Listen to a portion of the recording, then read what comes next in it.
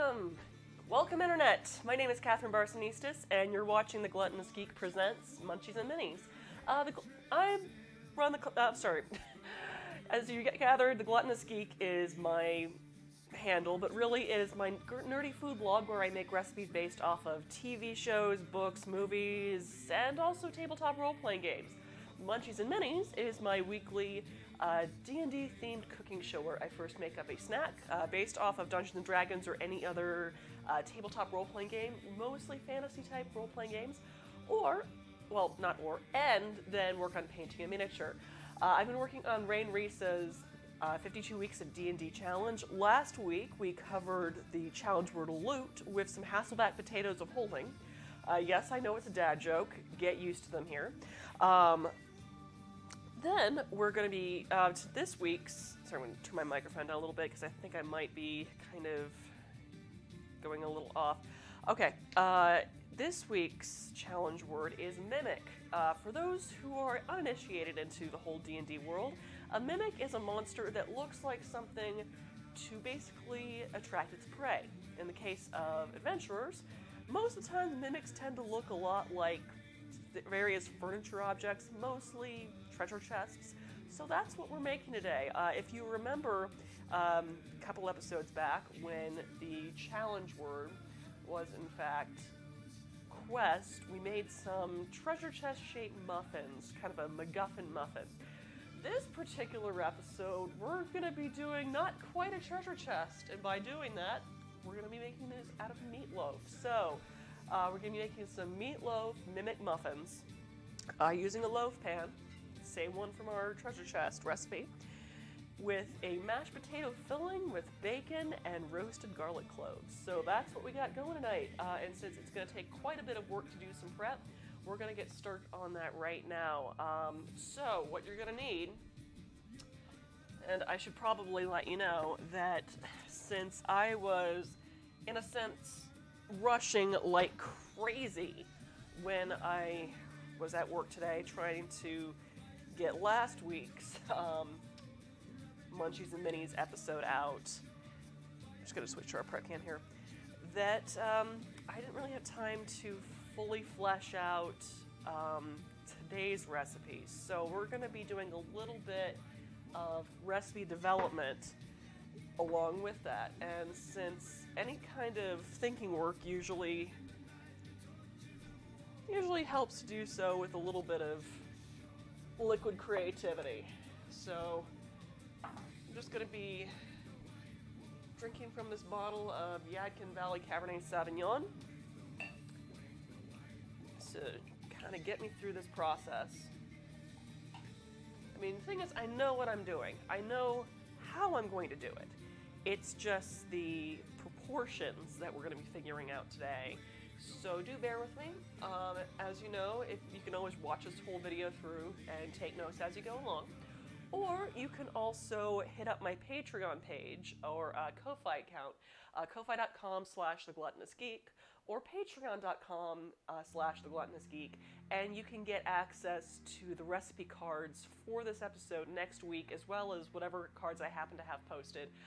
You will get the announcement as soon as you happen to stop on my blog, thegluttonousgeek.com, and check out, and the post comes up with the embedded video when I happen to archive this on YouTube. So, first thing first, we're going to do a bit of prep. So we've got some garlic here. We also have about 5 pounds of russet potatoes. I'm going to go for 4 instead, so I'm just going to take this 5-pound bag here and subtract about 2 potatoes. And yeah, that feels like about a pound. So we're just going to use the remaining potatoes here. Now, the biggest thing when making mashed potatoes is that you want them to be as fluffy as possible. To do that, we need to basically remove as much excess starch as possible, which is difficult if you don't really know what you're doing. I mean, the whole, you boil the potatoes, then you just mash them down or stick them in the food processor. Unfortunately, that's not going to quite work because there's so much starch being released at one time that you end up with a mashed potato that's kind of a consistency of glue rather than, that like kind of rich, fluffy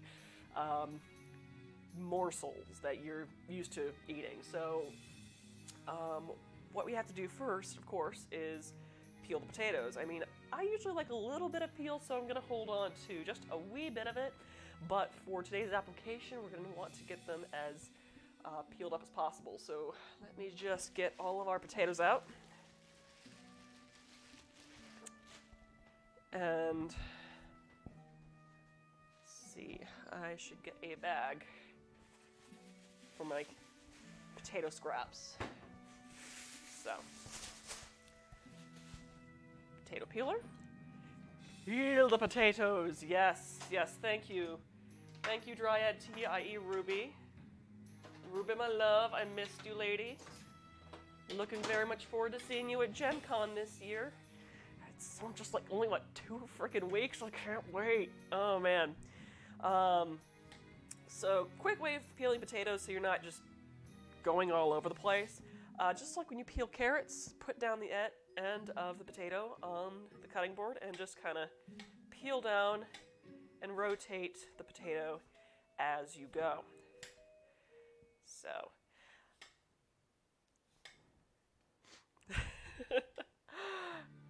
I love you too from Ruby. Yay!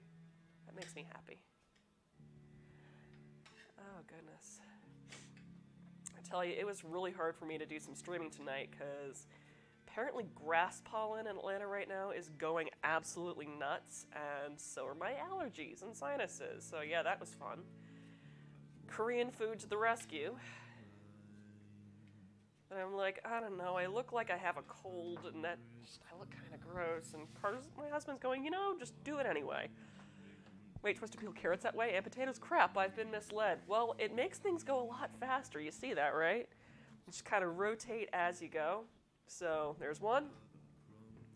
One potato. Ah.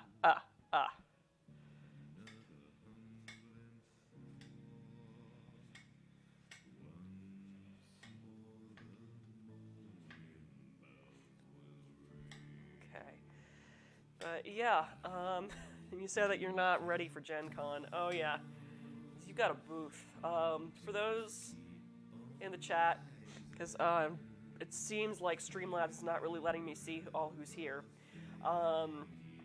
Dryad Tea is an amazing person all around, but she's an incredible artist. She makes amazing tea blends that are a lot of times based off of various fiction. Managed to learn something every time I watch you stream. Aw, well, thank you. That is a huge compliment to me. But she does pottery, acrylic pours, tea blends based off of literature and music. And if you're going to Gen Con, please check out her booth. If you're a Dresden Files fan, really do check out her booth. She's got a whole line of Dresden Files themed teas, and they are fantastic. Like, the Dresden tea that she makes is a mix of Lopsong and some other goodies, and it's nice and smoky, and it's just, it's my favorite blend. I like my drinks to taste like campfires. So, yeah. Yes, Gen Con, I am looking very much forward to it. I am going to be driving in Wednesday, but stopping in Cincinnati overnight before heading to Indianapolis, because there is a famous grocery store out there called Jungle Gems.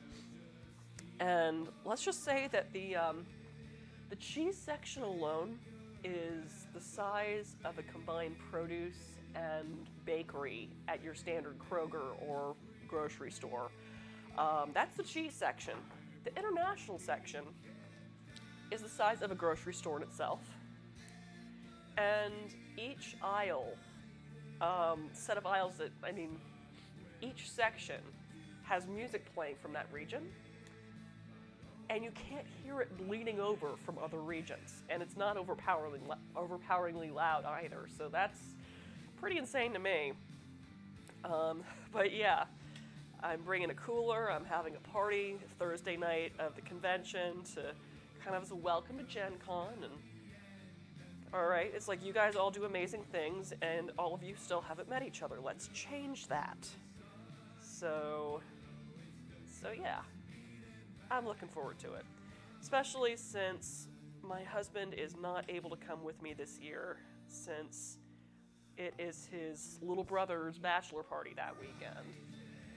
And he only gets married once, or at least that's the hope. So yeah. So it's just gonna be me going on vacation by myself. And, you know, doing a lot of networking. I'm super excited about this content creator meetup that Unmade Gaming is hosting. So I get to meet a lot of other streaming RPG nerds, some of which I've only met online, so that's going to be fun. I also plan on harassing my Atlanta podcast friends as much as I possibly can.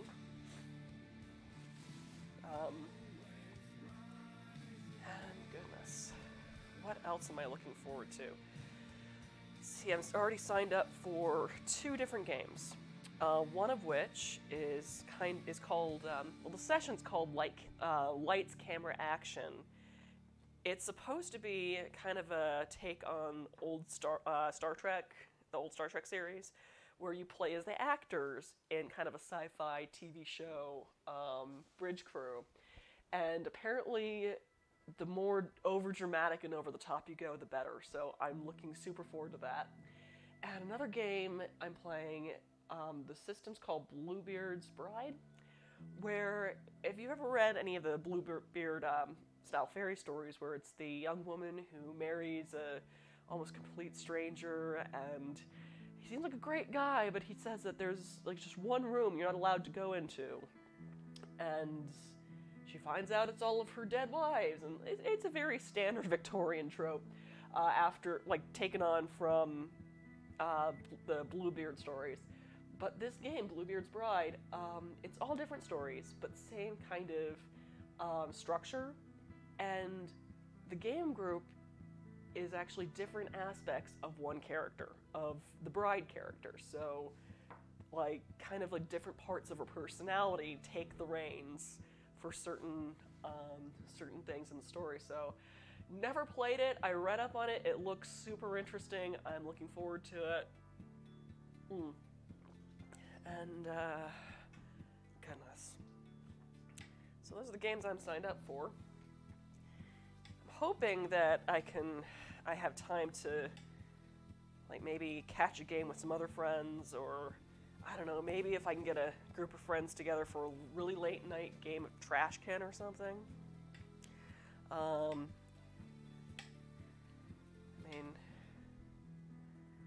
I'm already catching a bunch of Zombie Orpheus stuff, which, by the way, if you've ever seen the Gamers web series, or the Journey Quest web series, they are in their last 48 hours of their Kickstarter for Season 4. They need about $430,000 before the end of Friday, and they are currently, oh goodness, where are they? Last time I checked, it was around 311, and I mean, luckily they're back on track, but we're super on edge because we're just going, is the story going to continue? There's 2 more seasons, including this one. And the story will be complete, and also it goes along with all of the other, it's in the same universe as all the other Gamers films. Darkness Rising, The Shadow Menace, Hands of Fate, all of that. And I'm super curious to see where this all goes together. So if you want to help donate and support Journey Quest, if you go to renewedjourneyquest.com and donate, they have all sorts of fun reward levels, including a beefcake, or an orcish beefcake calendar, where they, yes, I know it sounds strange, but they have their orc characters, and they did kind of a sort of pin-up calendar sort of photo shoot with all of their orc characters, plus their gargoyle character. I've seen some preview images. They look excellently hilarious and kind of sexy at the same time. What can I say? I kind of like my men green and muscly. And speaking a different light. Wait, that sounds wrong. I'm not even through one glass of wine yet, and I am revealing way too much. That's what happens when you do something repetitive, like peel potatoes. So yes, hopefully that will come to pass.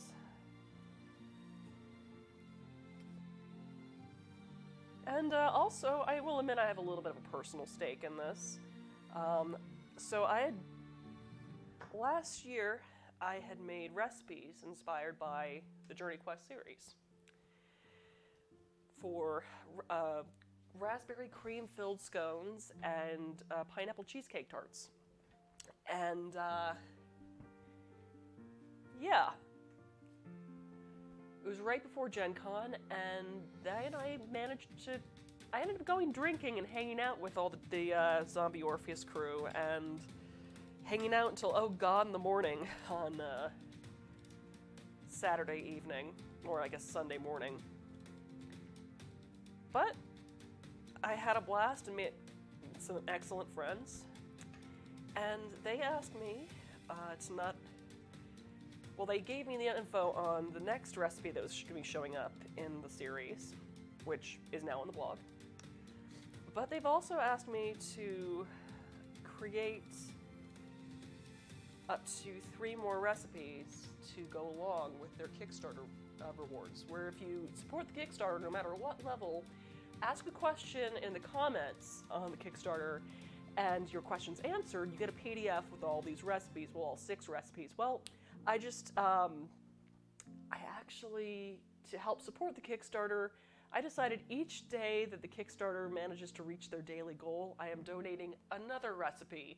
That was about 2 days ago, so there's a potential of up to 10 recipes total for this PDF, so there you go. I still need to figure out what I'm making. I've had some fan suggestions of making some stuffed mushrooms for the dwarven character. That might go in there. I've had another suggestion of making a recipe that's that uses the tears of all of the folks who decided they didn't want to donate because Zombie Orpheus supports LGBT people, and I'm going, okay, one salty dark paladin pudding coming up. I'm probably not gonna make that. But, you know, a salty paladin would be an interesting name for a drink. I mean, though paladin, would it be alcoholic? I'm not sure.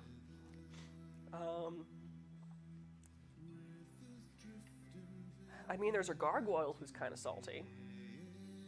I mean, not literally. Though since he always lies, he would say that he's totally salty. Or not salty. Or, I don't know. I'm confused. I'm confusing myself with paradoxes of my own making. So, peels the potatoes. Almost done. Almost done. Haha! The potatoes are peeled. One step. Now we gotta dice them. And I need to put them into a strainer. Derp, derp, derp, derp. So I'm just gonna stick that there right now, and hopefully not have it fall over. I imagine it's making some interesting shadows, right? Well, now it's making some interesting shadows. Okay, done with that. All right, so to dice these, I first need to have them lengthwise, and then I need to create planks. So as a quick guide of how to hold a chef's knife, don't hold it like that because it will slide all over the place. Instead, have the index finger of your dominant hand go behind the blade like this, put your thumb there, and curl your fingers comfortably around the handle until you have a pretty comfortable grip on that. So by planks, I mean I want to make slices lengthwise that are about, I'm going to make them about 1/2 inch thick, just because I want to reduce the amount of starch in these potatoes as much as possible. So now I've got my planks.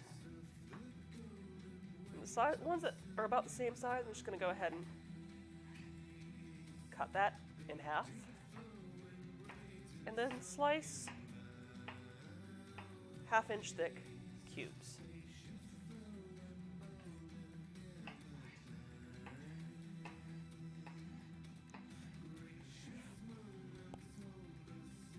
And you see that makes things go a lot faster than trying to figure out all sorts of crazy angles.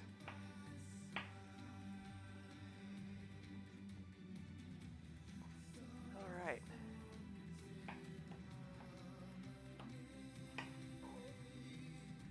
Also, learning this technique will help you if you want to make French fries.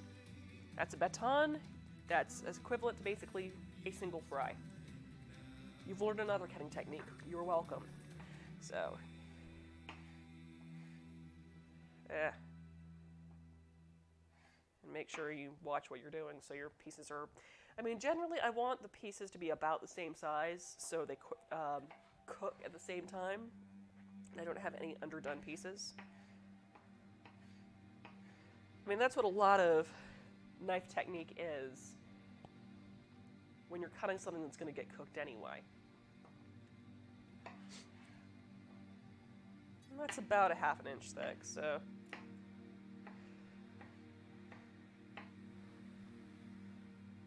Okay.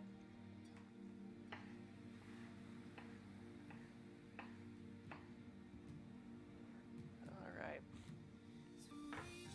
Excuse me for a second.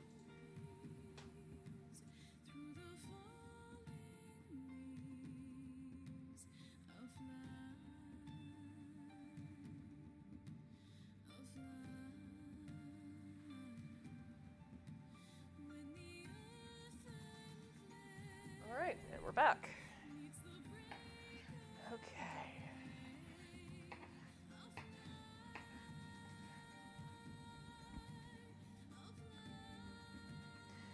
But since I kind of, I think, stopped halfway in my explanation of what a mimic is, like I said, it's a monster that happens to be disguised as something that its prey wants. So, like a treasure chest. So, it's a treasure chest or couch, depending on what web series you're watching, or various other pieces of furniture that'll probably eat you if you get too close. So, welcome to the world of D&D, where everything can and will try to kill you. So,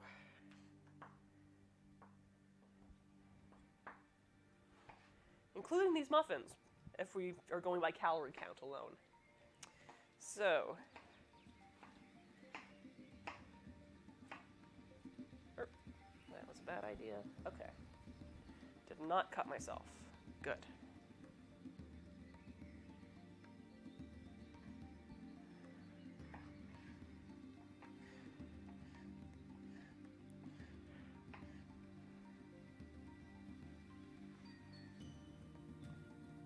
That was about 2 potatoes, so 1, 2, 3, 4, 5, 6, 8 potatoes.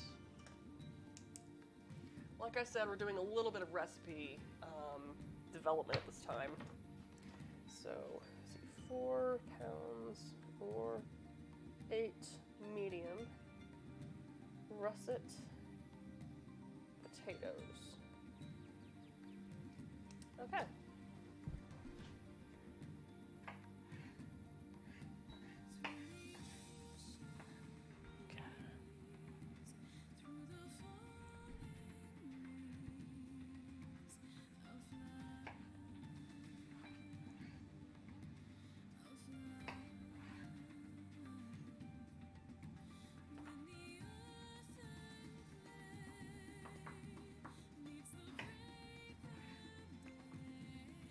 Of course, you know, you can just use pre-made mashed potatoes for this, but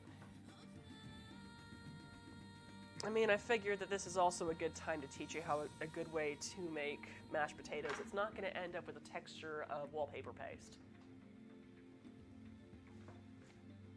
So, that is if you want to make them from scratch.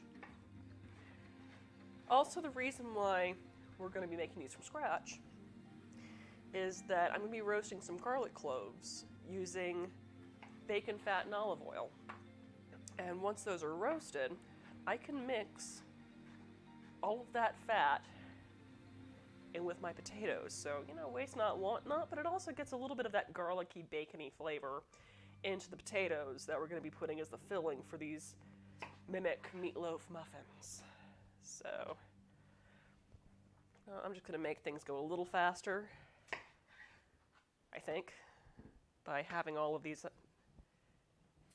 up.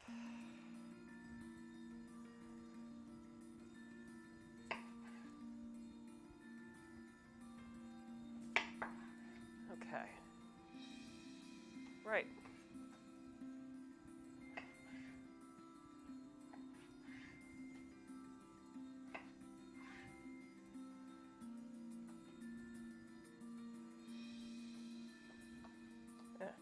Stop it.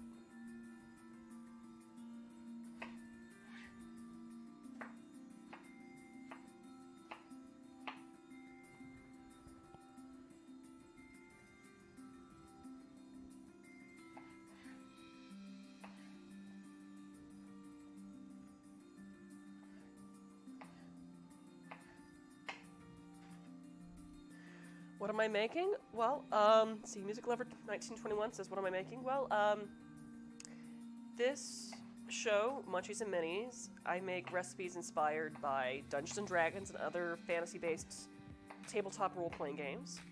And today's recipe is inspired by a mimic, which is a monster in D&D that oftentimes takes the shape of something that its prey wants, like, with adventurers, it's probably going to be a treasure chest. With someone who just wants to sit down and rest, it might be a sofa. But it tends to attract things by being something they want, and then it eats them. So it's a treasure chest that eats people. So what I'm doing is I am making some miniature treasure chests made out of meatloaf with bacon tongues, mashed potato fillings, and roasted garlic clove teeth. So, right now I'm just trying to make my mashed potatoes by, well, I first peeled them, and the thing is, for a good fluffy mashed potato, you want to get as much excess starch off it as possible, so that's why we're dicing these up. Because after I dice this, I'm going to be rinsing them to get some of that excess starch off. So right now I'm just kind of throwing it into my strainer.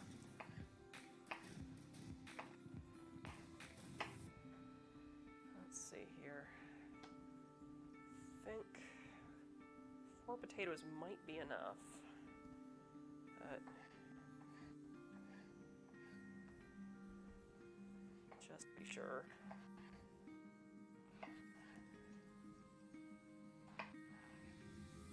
And admittedly, this is a little bit of a, I know what I'm going to be doing, but I don't know the exact proportions yet because I haven't had a chance to kind of do a bit of math and figure that all out. So we're going to be kind of improvising the measurements as we go along. I'm still going to be measuring and announcing them, so if you want to take notes, you're more than welcome to. But the final recipe is going to be going up on my, well, the card for the recipe. I mean, the video will be put on YouTube, it'll be embedded on my blog, but the recipe itself, as a card, will be on my Patreon and Ko-Fi next week. So, okay, so it looks like I've got equivalent 2 potatoes left. I might have enough.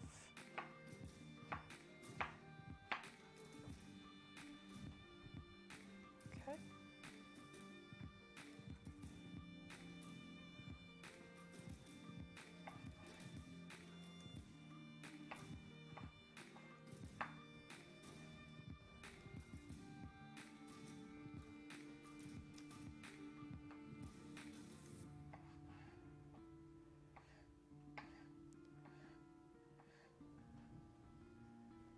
But I'll just make more than mashed potatoes, I think, than it's needed just to be safe. Let's see here. How are we doing? How much can actually fit into my pot? I think...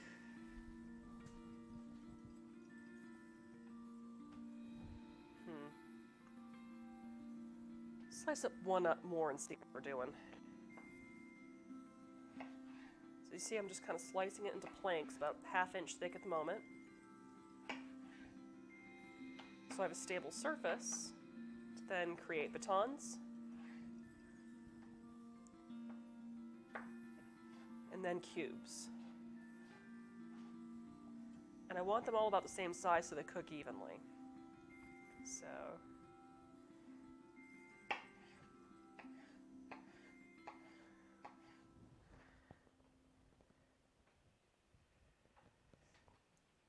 And, I mean, if you don't have the kind of patience I'm having right now, and I don't blame you. In fact, I was very tempted to do this myself. You can also use pre-prepared mashed potatoes for this. I will not judge, but I totally will. Maybe. I don't know. Like I said, I can't blame you. I was tempted to just go, you know, if I hadn't bought this whole sack of potatoes, I would just make this from instant mashed potatoes because I'm just that tired.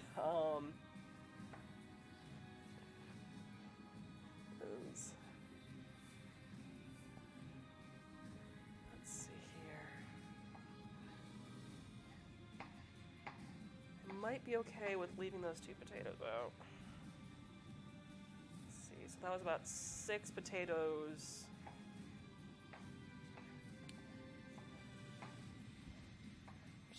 I'm gonna just rinse them off and see, and put them in the pot and see how we're doing there. So, okay, so that's about 6 diced russet potatoes, medium size. I'm gonna switch this to my tripod cam so you can see what I'm doing. So I'm just gonna rinse this off in the sink. Kind of move that around with my hands to get some of the excess starch off of these potatoes.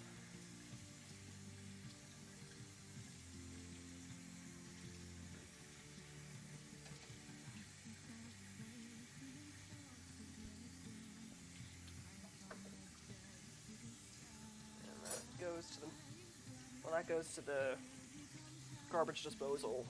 God, it's a sacrifice. Okay.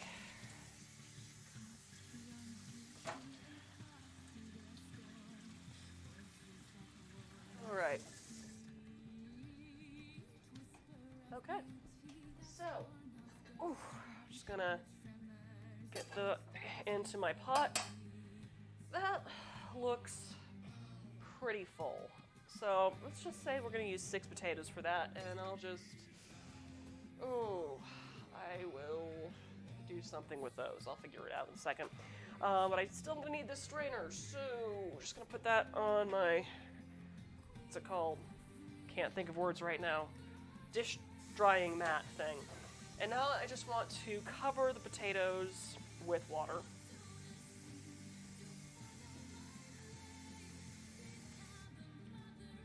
Just covered. Okay. Whew. And take a look at my notes as to what I'm actually doing. Okay. Yep, just... Oh. Well. Right. I'm going to bring that to a boil. So... Fat hood on.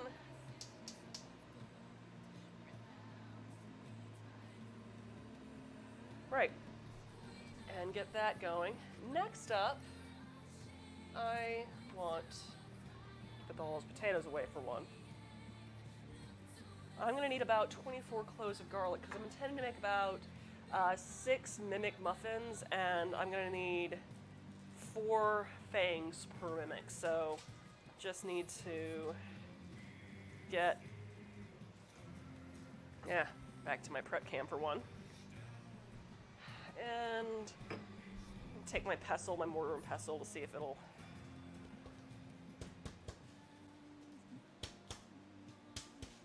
break that up some. And I don't want to get too rough with it because I want my garlic cloves for the most part intact when I roast them, so they look as much like teeth as possible. So 1, 2, 3, 4. That's 1.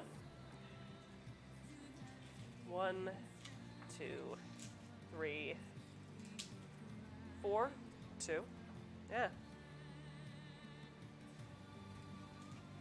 1, 2, 3, 4. It's 3.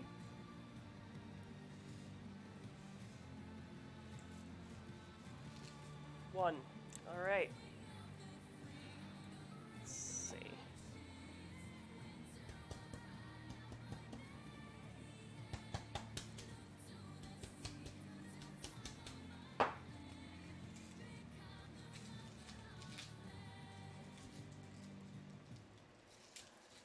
Okay. Cool. 2.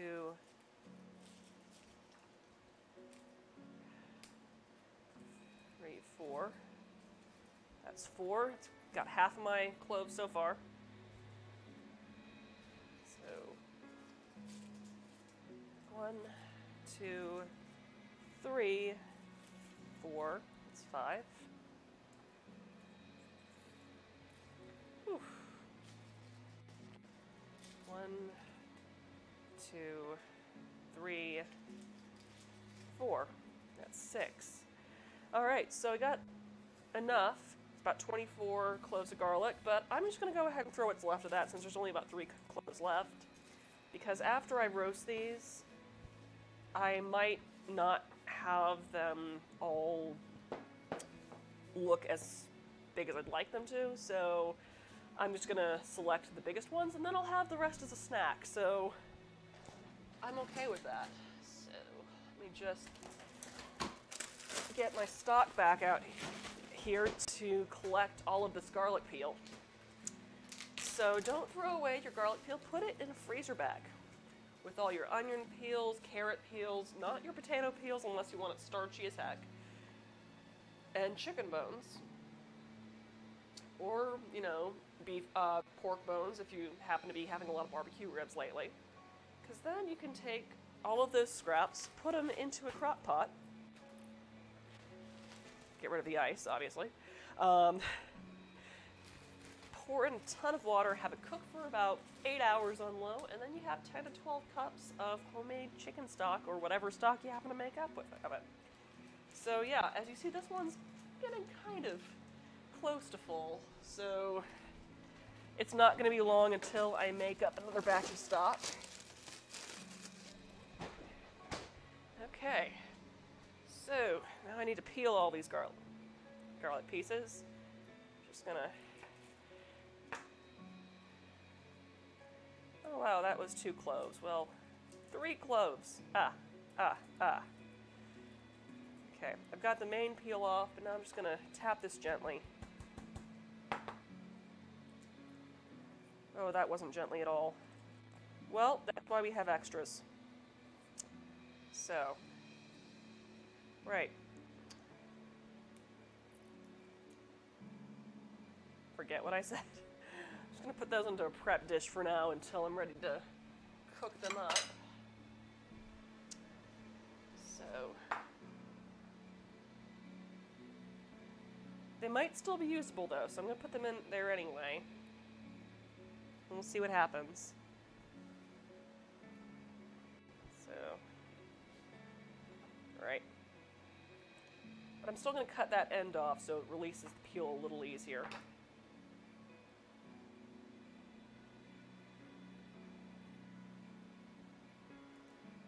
Okay. So.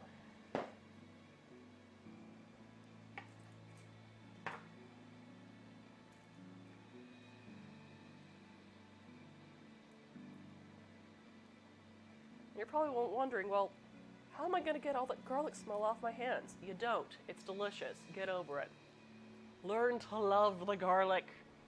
No, honestly, if you have some stainless steel, just rub your hands over that and that should be fine. I mean, nope, still smells like garlic. Forget what I've said. So, okay. Let's see, how are those potatoes looking? That's not the potatoes, that's my... Still not boiling, but that's fine. Because there's some other things we have to do. Like peel a butt ton of garlic.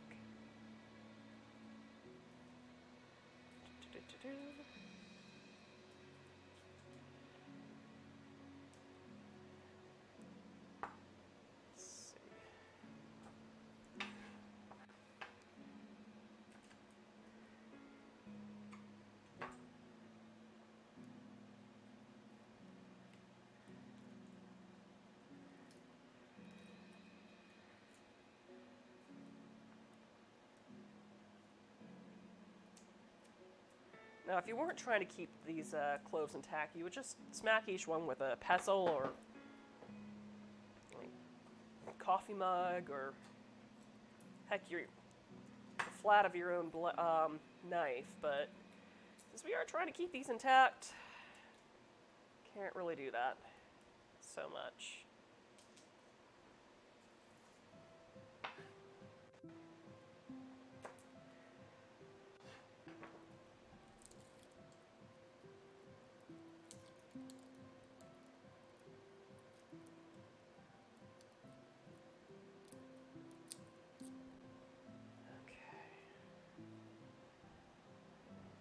Cut off that little brown bit. Okay.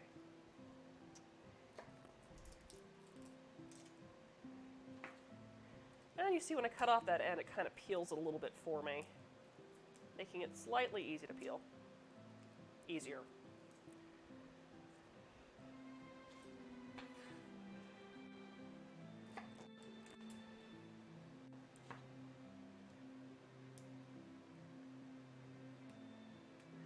You know what?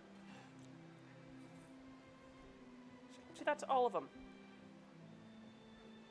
And then regret that I did that.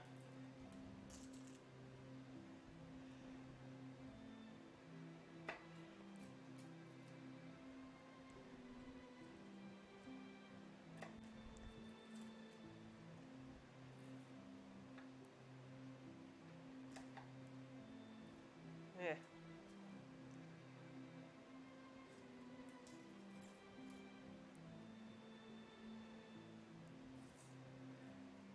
I'm kind of seeing if you kind of hold it down and then pull on the clove before cutting all the way through, it pulls off at least a side off for you. So, take it down and then peel.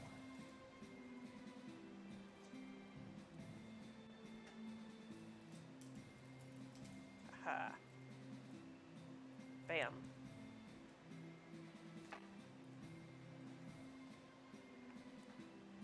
Let's see how we doing. Still not boiling yet. Perfectly fine.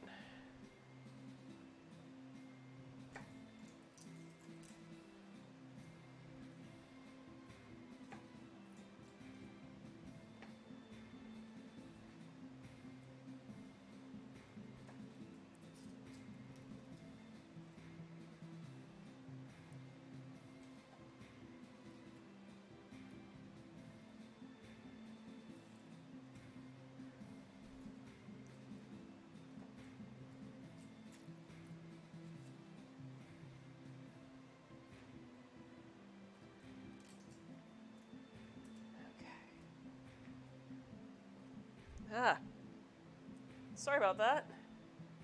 That was the wrong camera. Happens. Oh gosh.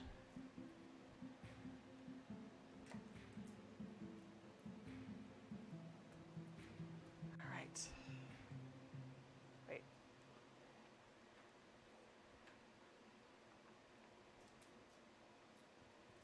All right. Whew. Wow, okay.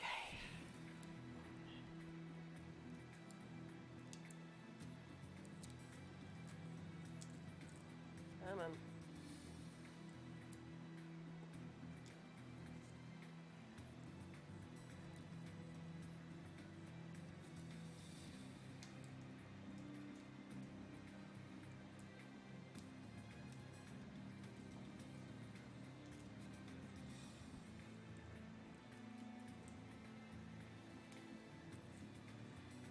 So yeah, 24 cloves of garlic, or roughly about 2 heads, so...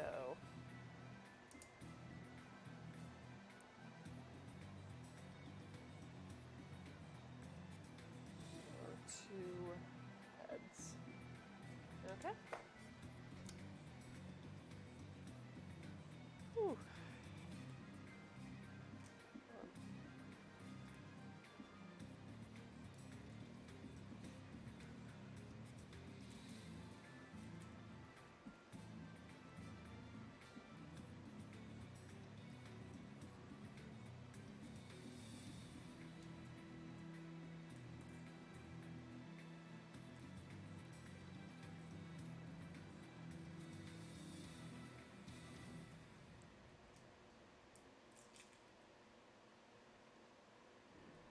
And when I'm thinking about it, I'm going to go ahead and get my oven preheated to about 375 degrees.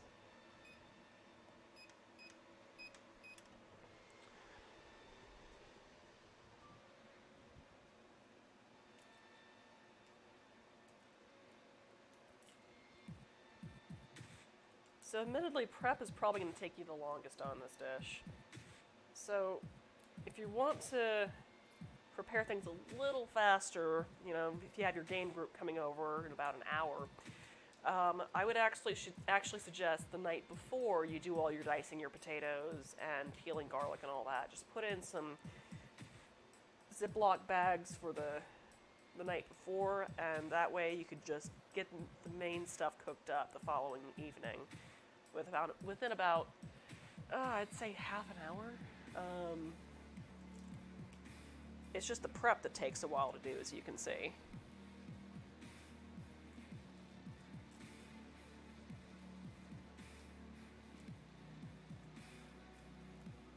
Well, probably closer to about 45 minutes to an hour, if we're also accounting waiting for the oven to preheat and letting things cool and all that. Okay.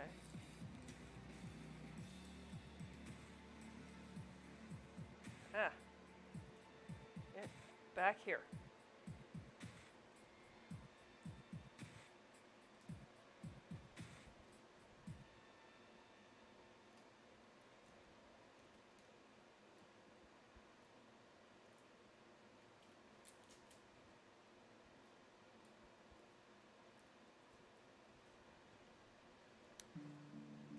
So the method I'm going to be doing to roast these garlic cloves is actually the same one I did for my Adventure Zone themed salad recipe for Aubrey Little's Flaming Fig Salad, where I had instead of roasting the cloves in the oven, I did sort of a slow roast, I guess almost sort of a saute infusion with the cloves in olive oil.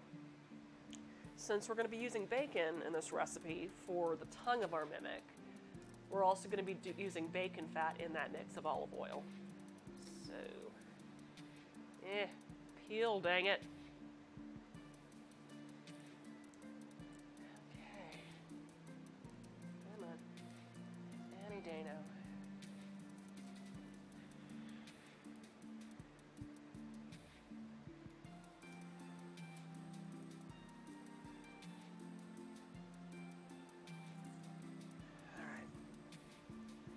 Whew. 4 cloves left.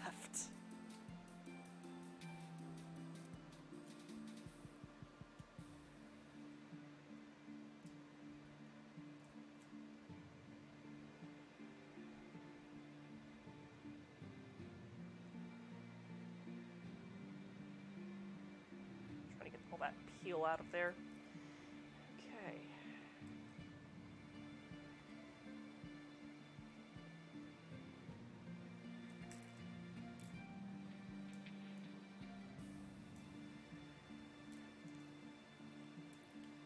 It's okay if their teeth are a little broken, right? I mean, they're mimics. They run into adventurers all the time. I mean, I imagine eating something that was wearing armor might do a little bit of damage on your teeth. So, Come on. Any day now. I believe in you. Wait. Is there water boiling? Not quite. Nope.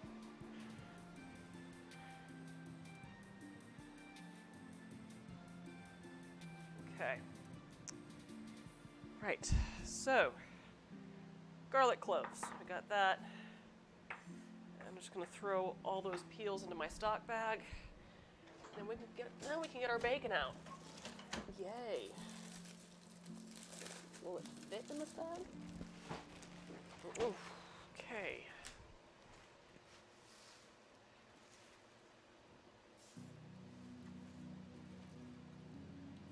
Cool. All right. Oof.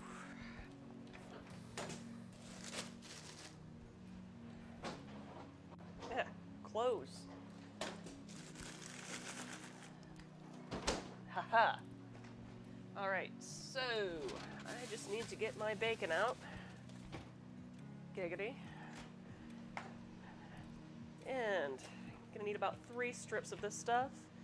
So, kitchen shears.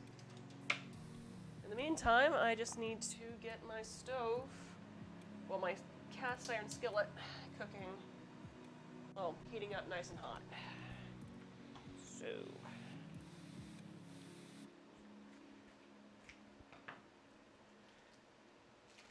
all right. So I need about 3 strips of bacon. Just gonna take that back here. Whew. And check on my potatoes.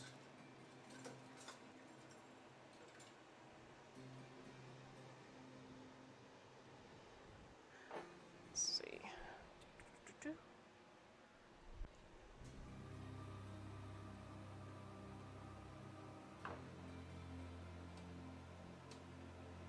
Not quite boiling.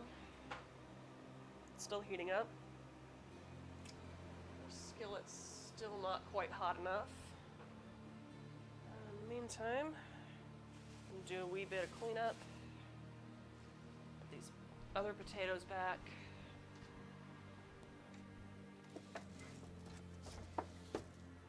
Oof.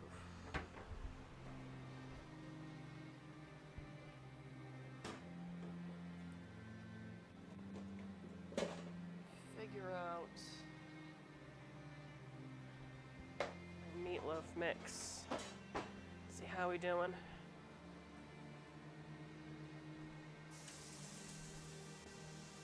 Nope, not hot enough yet. But it looks like we are getting a boil on those potatoes.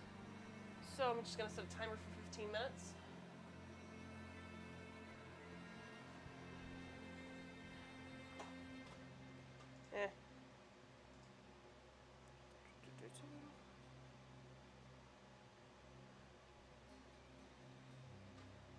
Okay.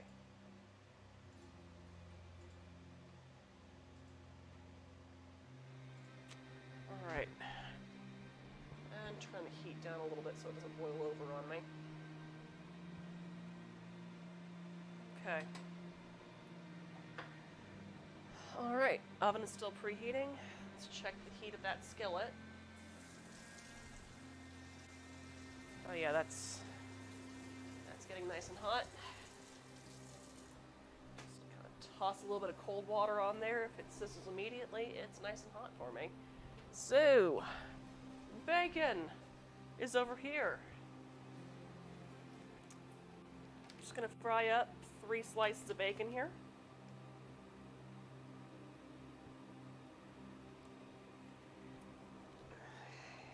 Yeah.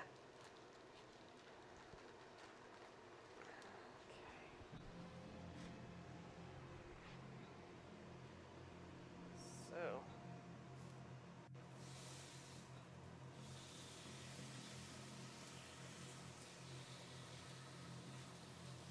Oh no.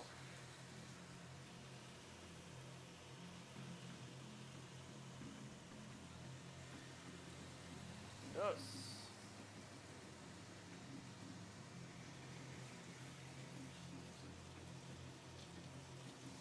And trace.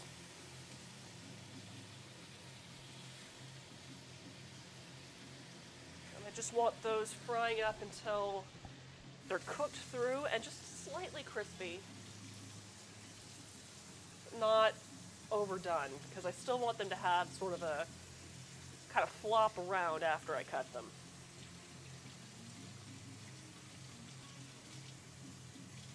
Alright. Cool. Alright, so now I need to make up my meatloaf mix. So, go back to my prep cam. And this is where we're going to experiment some. And I know I'm not going to taste as I go, because I'm not going to eat raw meat as I go, because that's gross. Unless it's, you know, really nice ground beef that you would use in steak tartare, as in cut up immediately right then. But no, we are using regular ground chuck, which is about 80% lean. And we're doing that so it has a little bit more substance and doesn't just give us a greasy thing of meatloaf. And like I said, just need to figure out my proportions. So, right. I think we're gonna go right with about, I know what I'm doing, kind of. Alright, so first I'm gonna need breadcrumbs. Got some Italian breadcrumbs in here. Hopefully, no, that's rolled oats. Italian breadcrumbs. Got some of those. And what the heck, I'm going to use some rolled oats too. That smells amazing. And that would be the bacon. That pans out. Okay. So, let's go with about half a cup of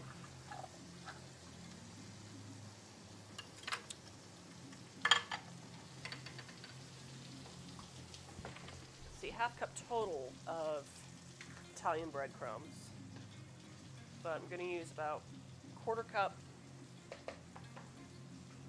right now in the mix, and a quarter cup of rolled oats. So half cup Italian breadcrumbs divided, and a quarter cup of rolled oats. Good, glad you're with me so far. Okay, next, I'm gonna add a bit of whole milk. Let's do about a third a cup. But first I'm just gonna check on my bacon real quick. Looks like I'm going to definitely need to flip that, like, now. So, I'm going to take my tongs and give that a flip.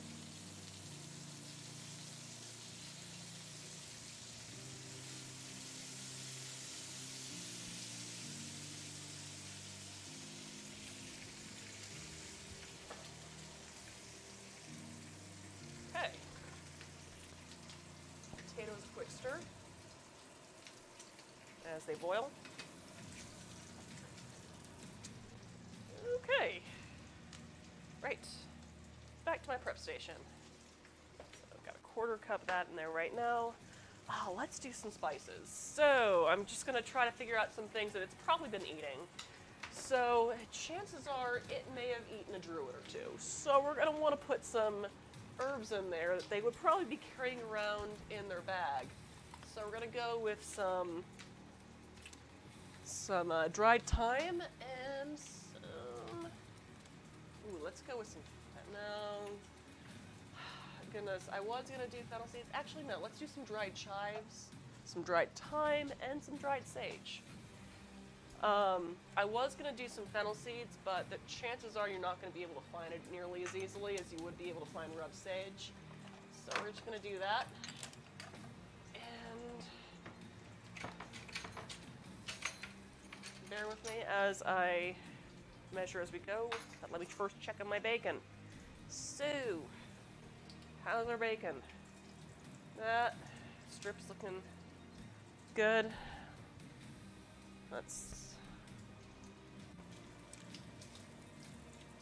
That one might need to go a little longer, but these other two could definitely come out. So I'm just gonna put those on a plate lined with paper towels to let it dry.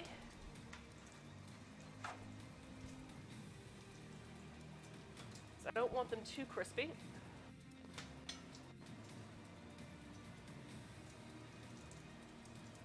And as you see, I've got quite a bit of bacon grease already in here, which is nice because that's going to be kind of the base for me.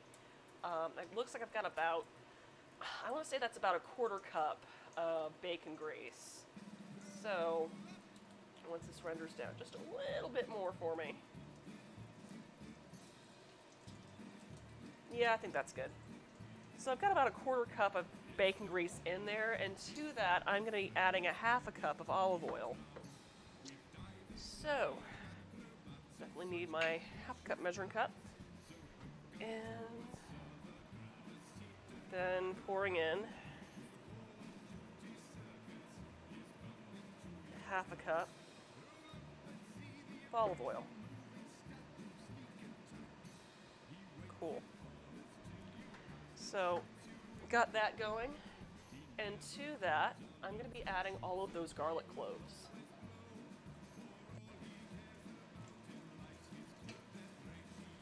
So yeah, now that it's in there, it's already hot. So now that I've added that,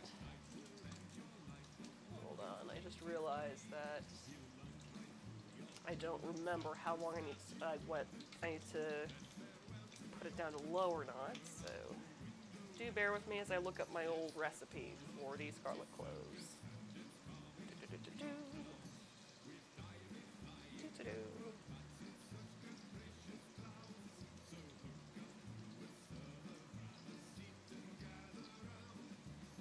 Okay, so medium-low. Okay, so I need to definitely turn that down to medium-low so it doesn't burn. As you can see, it's already kind of a little too hot. Actually, I'm just gonna push that off of the heat for a second. But I'm also gonna set a timer for 30 minutes. So, my kitty timer right here. Good.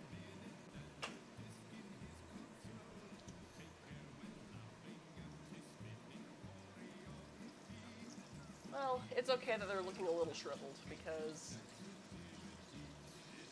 I mean, I imagine that a mimic's teeth doesn't really look all that great after, you know, eating people. So, I'll put it back on the heat once it cools down some. Right now it's just a wee bit too hot. Right, so, as I was saying, meatloaf. We want to do some seasonings. So, I am going to add about, say, a tablespoon of dried chives. Write that down.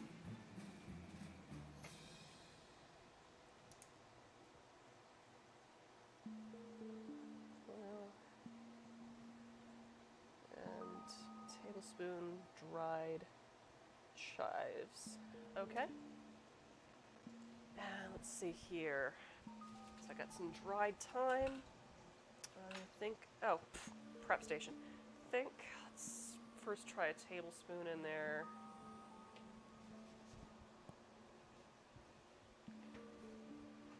That's a teaspoon. Let's go with about 2 teaspoons of dried thyme.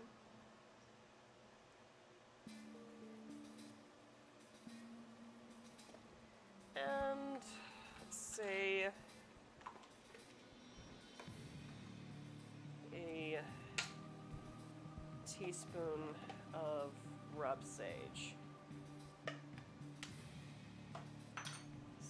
Gotta write that down too. Teaspoon of dried, well, rubbed sage. All right, and to that, I'm gonna add 1/3 of a cup. See how our garlic's looking. Do I need to put that back on the heat? Okay. Looks like it's cooled down slightly, so I'm just gonna put it back onto the stovetop once I find where the heck I put my pot holder. Pot holder! Ah, here we are. Okay. So I'm just gonna switch the stove cam so you can see what I'm doing here. Okay. Put our garlic cloves back on the stovetop on a very kind of low, like kind of medium-low heat. So that's going to be roasting on its own in some bacon fat and olive oil. And back to my meatloaf. Right. Should actually, you know, get 1/3 of a cup measure. That's 1/8 a cup. Where'd my 1/3 a cup go? No. Here we are. Okay. So, just gonna pour in 1/3 a cup of milk.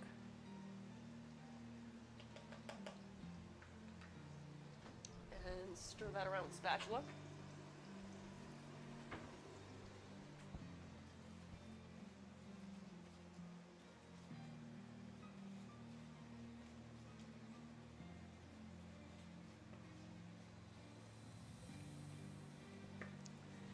And take a look at my notes, see if I'm doing this stuff right. Okay, and let's see, we're gonna also use some Worcestershire sauce because it's kind of got that whole, you know, fermented tasting of dead things sort of thing, which, I mean, fits with the mimic if you ask me. So let's do about, hold on, one. See how we do after 2. So, give that a quick stir. I'm just going to give that a sniff to see how that is incorporated with our current flavors. Okay, actually I think we're going to go for that 1/3.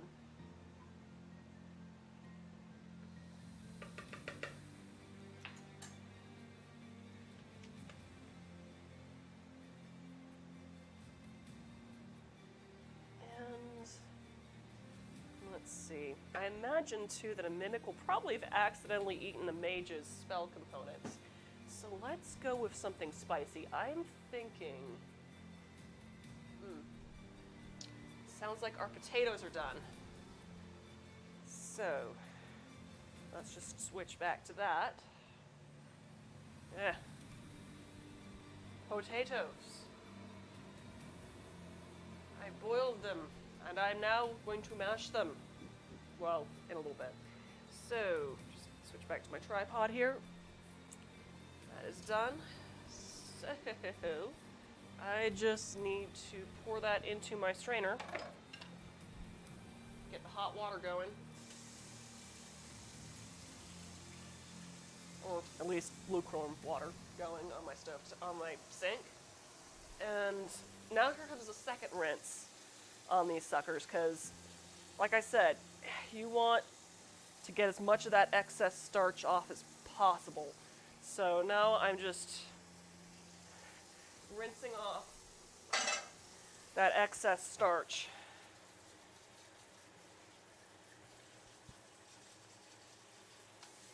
So when I do mash these up, it doesn't release all of the starch at once and give this mashed potato kind of the consistency of wallpaper paste. Okay. Excellent. All right. Cool. Just to be sure. Okay. So I'm just gonna return that to my pot.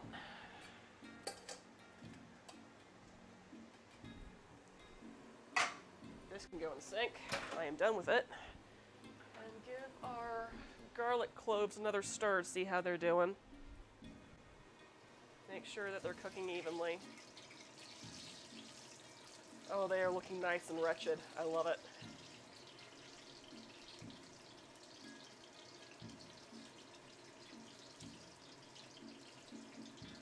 I think it might be the bacon fat that's giving them that kind of rotted looking color. Okay. Cool. All right. Whew. All right, back to our meatloaf. Let's find my dish towel. There it is. Okay. So, got that. Just kind of letting that soak in all the good stuff. But like I said, I kind of want to use some chili paste to make them kind of spicy. So, actually, no, even better, because your party might not like stuff that's all that terribly spicy. So instead, we're going to use some homemade barbecue sauce. Feel free now to use any barbecue sauce. I mean, this is actually for a recipe that might be in a cookbook at some point, or I might just put on the blog. So if you're a Dresden Files fan, you might know of a certain wizard named Ebenezer McCoy. He is several centuries old, from Scotland originally, but has been living in Hogs Hollow, Missouri for the past couple of decades. Probably at least a century, who knows. So, what I decided to do, based on that character, was a kind of Kansas City style smoked spare rib with spices normally found on haggis, like the kind of pudding, like a sausage made with various parts of a sheep, but instead of using that, I decided to use those spices, which are coriander, black pepper, and I think I then added garlic and black sugar. So I had that spice blend, which I've got more of, like, right here. Even named it McCoy's Barbecue Blend. And then I used that spice blend to make a Kansas City style barbecue sauce with crushed tomato and, oh goodness, honey and Scotch whiskey. So yeah, I'm going to put a bit of that in this. Like I said, feel free to use your own barbecue sauce in this mix. So, let's see, let's do about, give that a rinse first because it still has Worcestershire sauce on it. I'm going to do about, I think, a tablespoon in there.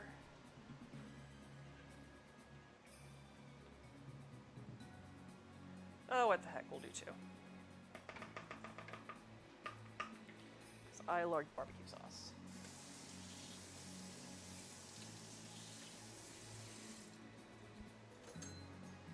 But yeah, actually my next main blog post is going to be the first of a series of dining guides for the Dresden Files fan who wants to visit Chicago, check out some of the sites listed in the books, and also try to eat some of the food that's listed in the book. So, next post, or the first post, I'm going to be covering the steak sandwich and beer found at McAnally's Pub. Just to make sure I have to write that down. 2 tablespoons of Worcestershire. Well, no, it's 3 tablespoons of Worcestershire.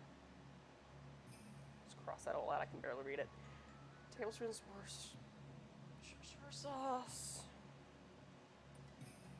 And 2 tablespoons barbecue sauce. Cool. Alright. Let's see here. Just gonna mix that in too.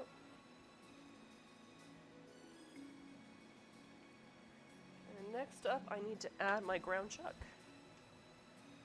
So, let's see, anything I'm missing? Alright, I'm probably gonna need an egg. Or two.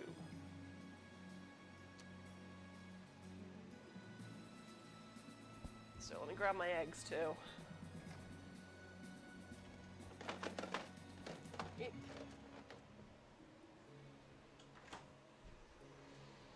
My kitchen smells amazing right now.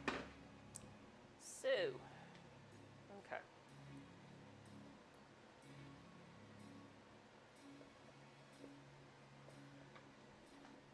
I'm gonna need about 3 pounds of ground chuck. So 1, 2, 3. And if you're having a hard time finding ground chuck at the grocery store, sometimes it's just labeled ground beef, but it will be about 80% lean. So, just gonna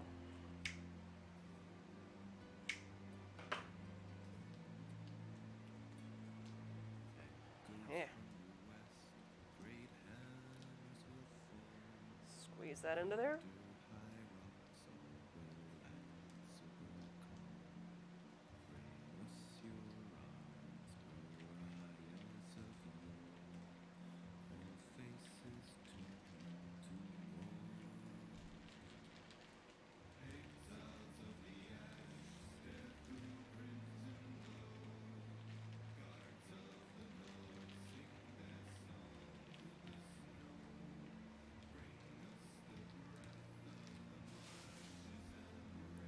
And a 2.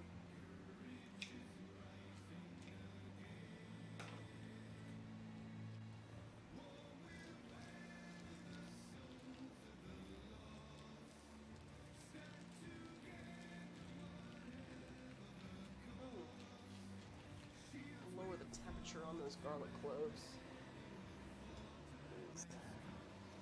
Oh, man, they're looking kind of black. And they'll be fine.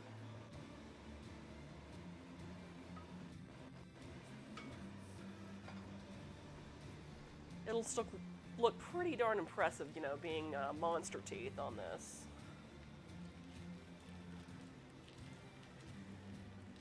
I'm gonna mix in what I have so far and see if I need any more. So, just gonna take a fork and kind of start breaking that up.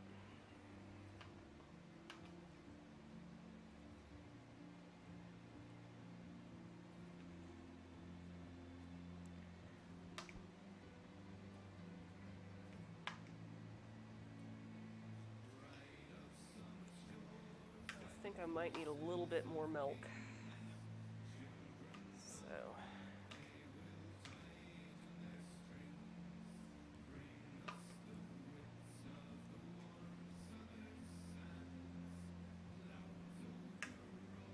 yeah, I think I'm going to need a little bit more liquid.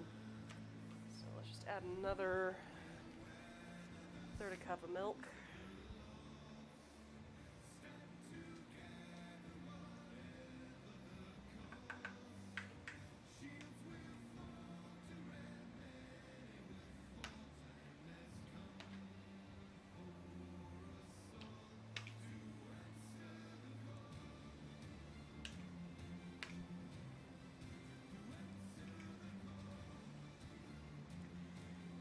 And make sure to also season with kosher salt too while you're at it.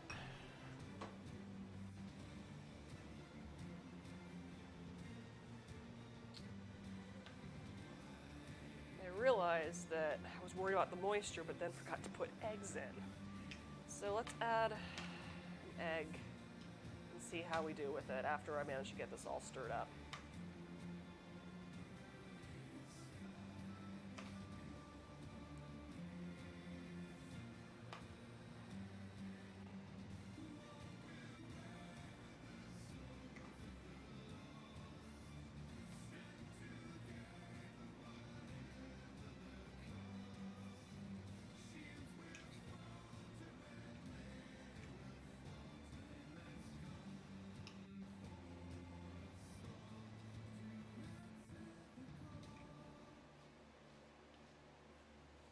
And the reason why I'm stirring with a fork is to keep it still pretty loose so this loaf doesn't get too dense. So let's get, for one, another couple pinches of kosher salt, season it. And let's get an egg in there.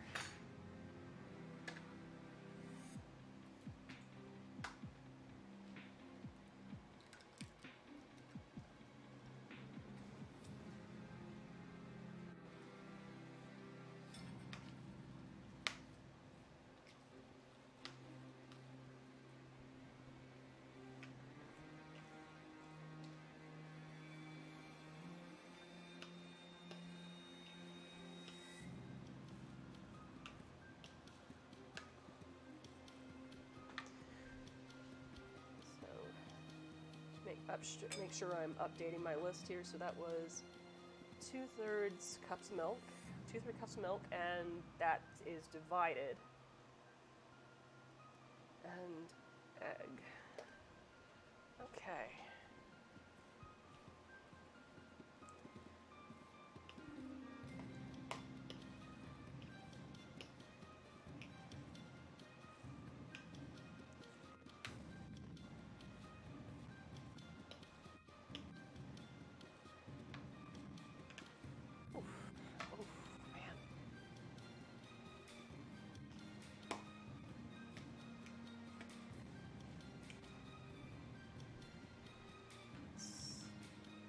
And I still need that extra last quarter cup of breadcrumbs. So first we're gonna measure that out. Get another egg mixed in.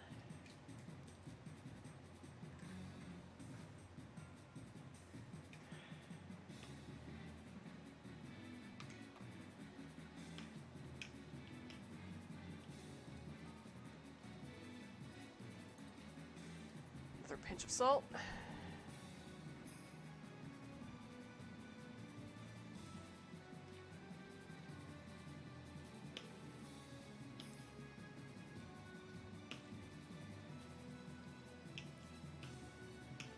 And now I'm just going to stir in that last quarter cup of breadcrumbs. I'll loosely work that in with my fork here.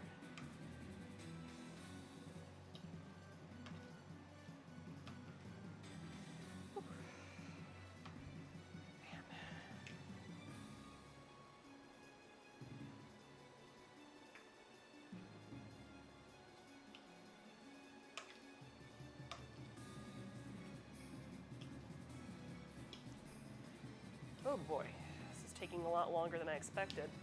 This may be a longer episode, folks. Okay.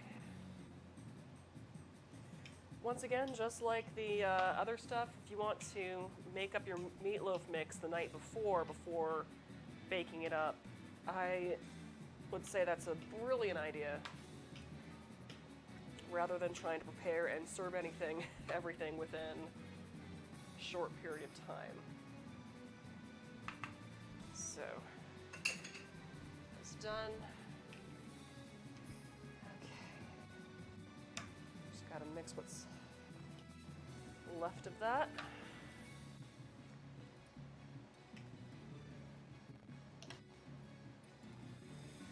Cool. I think that is good. So, I'm just gonna smooth that out. Not pressing all that much, just enough to kind of level the top and make sure it's an even layer. Now, I'm just gonna divide that up, well, into 6 portions in my bowl. All right, and set this to the side. Whew. That gave my hands a workout. All right, so that done, well, that made. Just need to prep my mini loaf pan. Once I find where the heck my baking spray is. Aha, baking spray. Now the nice thing about baking spray is it has just a little bit of trace amount of flour in it. that will definitely help you be able to release these things from the pan once you're done. So, yeah.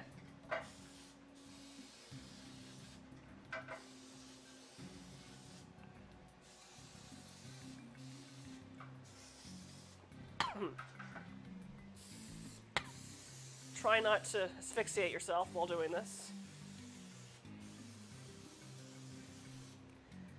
Okay, cool. So we got about 6 of those sprayed. Now, I want to scoop out a portion of my meatloaf mix. So about a 1/6. And work that up a bit and smoosh that to fit into my pan. Look at that, fits perfectly. So I have a little bit of a kind of loaf shape on the top so it looks like a treasure chest. So that's 1, 5 more to go.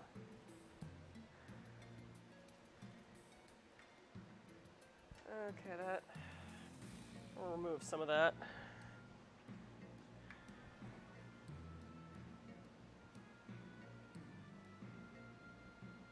There we go.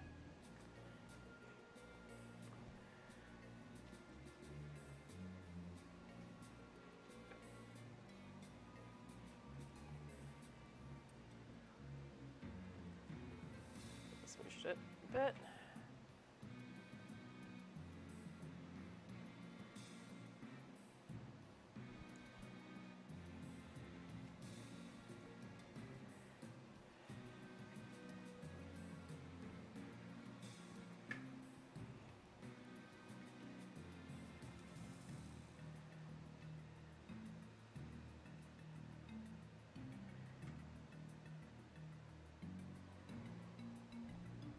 Kind of add and subtract as needed to get kind of an even sort of shape in here.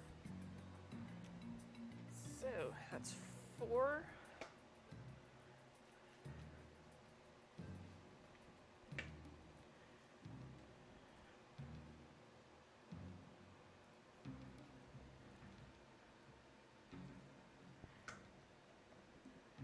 Something satisfying with the way that sounds when it plops into the pan, I will admit.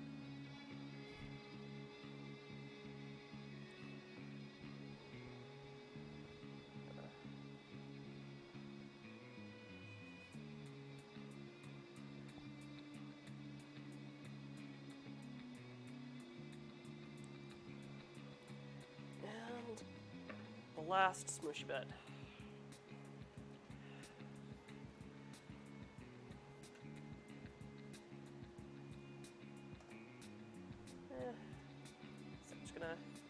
Got a little bit left, so I'm just going to kind of build up the tops a bit on these.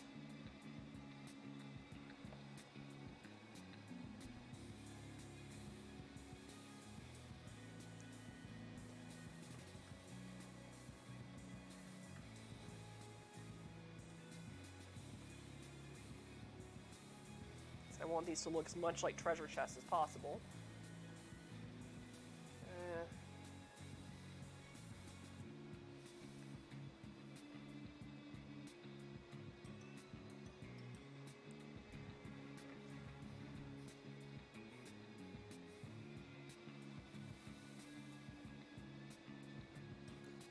There we go. All right, now I just need to banish that to the oven for about half an hour or until the inside reaches, I want to say about 160 degrees. So that can go in the trash. All right, just gonna wash my hands and we will get on with that. So then work on our potatoes because it's not going to be long, I think, till our garlic is done. We're not already there.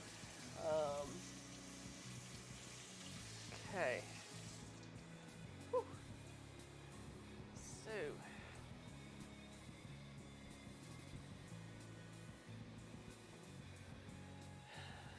Lord.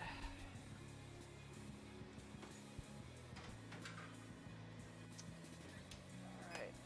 Put a timer on for about 30 minutes at the moment. And put away some stuff so we can get working on some other stuff that needs to be done. Oh, got more ground beef. Whew. Right. Let's see how our garlic cloves are doing. They're probably kind of black at this point, but that's fine because I think that fits monster teeth very well. How are we doing on time? Oh, we got about 5 minutes left. You know, those are pretty soft. I'm going to count that as all cooked. So I'm just going to remove my garlic cloves with a slotted spoon.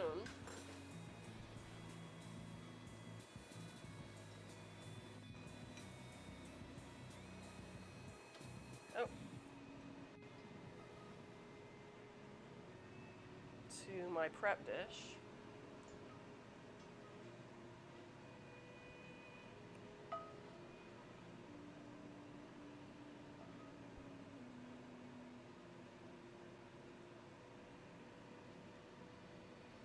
Cool. And I end up having all of that garlic-infused olive oil in there. So what I'm now going to do is add it to my potatoes. So I just definitely need, first I'm going to put this bacon away because I don't want it growing any bacteria. Just do that. And then I can get on making our mashed potatoes. So first I'm just going to, I guess, move those potatoes to the prep station. Also, I can turn this fan off now so you don't have to listen to that in the background because we are done with our stovetop.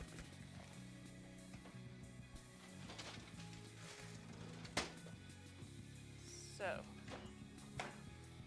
just going to grab a trivet. Move to our prep cam. And see, you have all those potatoes. So, I just need my potato masher.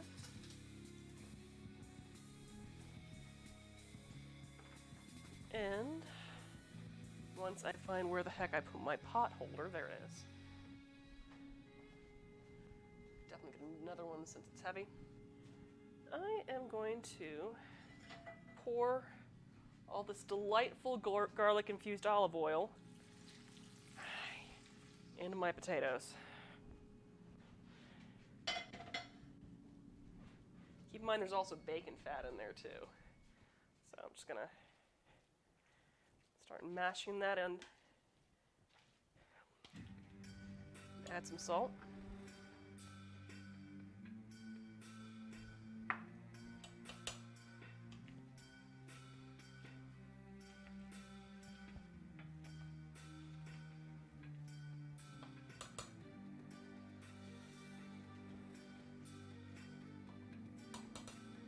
And you can see it's super, super fluffy.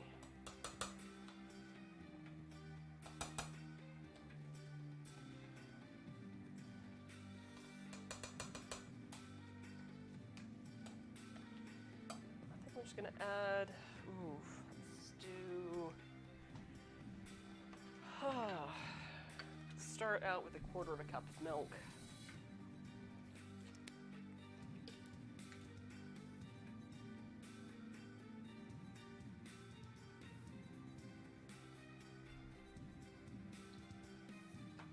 Might be too much, but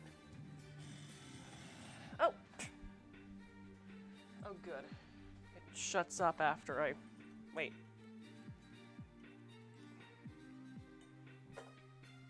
Why is it still taking? All right, that might be a little too,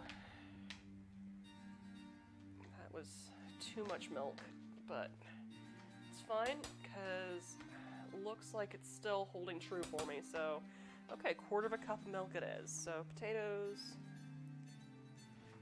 let's see 6 medium potatoes, add 1/4 cup milk. Cool. All right. So that's done.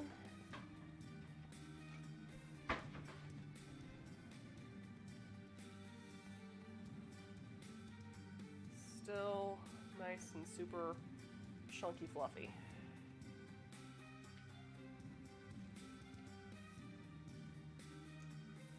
Okay.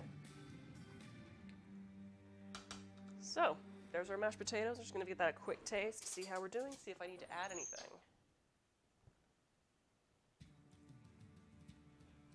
Definitely needs more salt.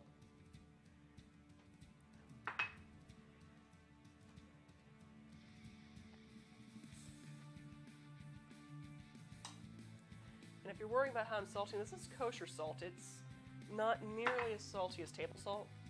It also dissolves quickly, so I can taste my results quicker, and I'm less likely to oversalt things. That, and you can just get kosher salt super cheap at Costco or Amazon, so perfect. Okay, so now I've got my mashed potatoes. I'm going to, like with the meatloaf mix, I'm going to level it off.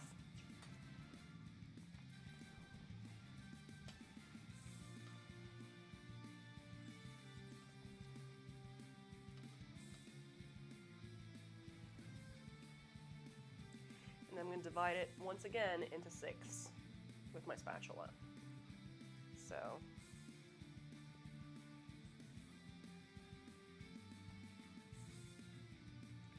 cool. And I'm just going to set that to the side while we wait for things to bake. Now, while we wait for things to bake, since this is Munchies and Minis, that means it's time to do some painting, some minis, since I am behind on that. Well, not entirely. I did finish my shambling mound, which I will show you probably before the end of the episode. That will go to my Patreon, Jeanette Denham, who's an excellent person in every way, not just because she supports me, but because she's one of the sweetest people I know. And she's also an amazing cosplayer. She and her friend and husband did this incredible cosplay of Aegon Targaryen and his 2 sister wives, and it is a phenomenal costume. They did the Dragon Con, I want to say 2 years ago? No, it was last year. No, 2 years ago. They also did this amazing He-Man costume group last year at Dragon Con, which was in the parade. And this year, a little birdie told me that some characters from Studio Ghibli might be making an appearance at Dragon Con this year. So if you're coming, look forward to that.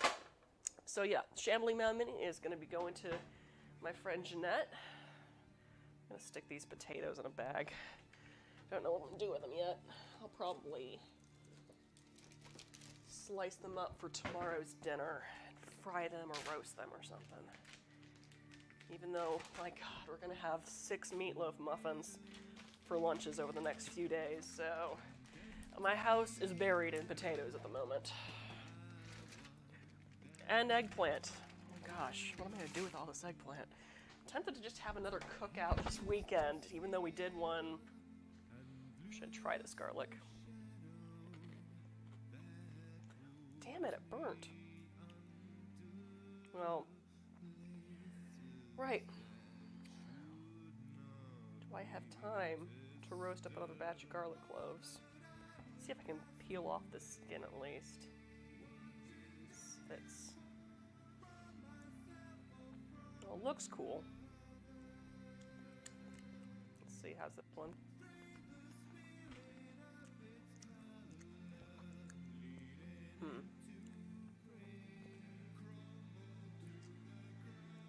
Right. Well, this is one of those cases where it's a do as I say, don't do as I do. So, it's going to look cool, but I'm going to write the recipe so you don't burn your garlic. So, you want to know how you don't burn your garlic? Well, for one, you wait for your bacon grease and olive oil to cool down before putting the garlic cloves in there. That was a problem. My oil was way too hot. So what you want to do is wait for it to cool down before adding your garlic cloves, and then I would say only do it for about 15 minutes. So we're going to be adding those notes. So garlic cloves, wait for grease to cool down.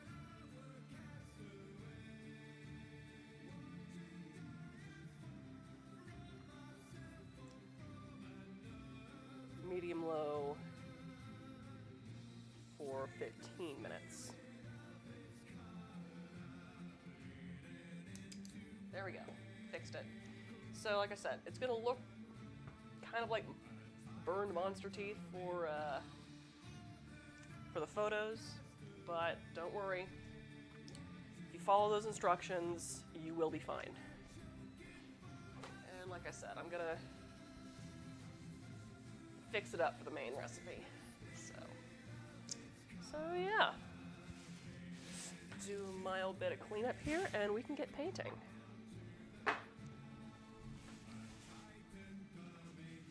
So, put away my breadcrumbs. Is there a lid for this? Ah, here we are.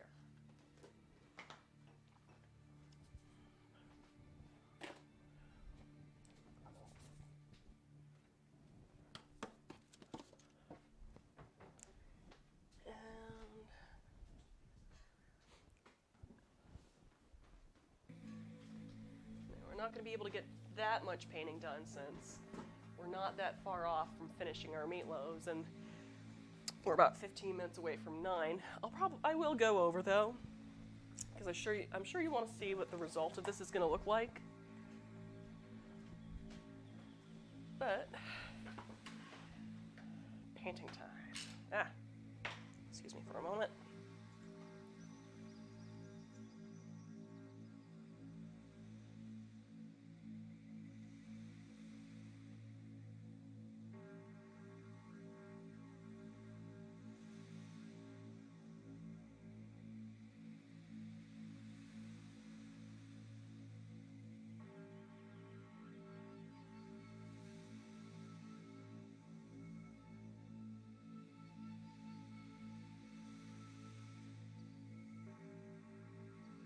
Alright, and we're back. So I'm going to turn my camera down just a wee bit so you can see me better. And move this out of the way so it's not in my face. Let's see if that covers it up too much. We'll make it work.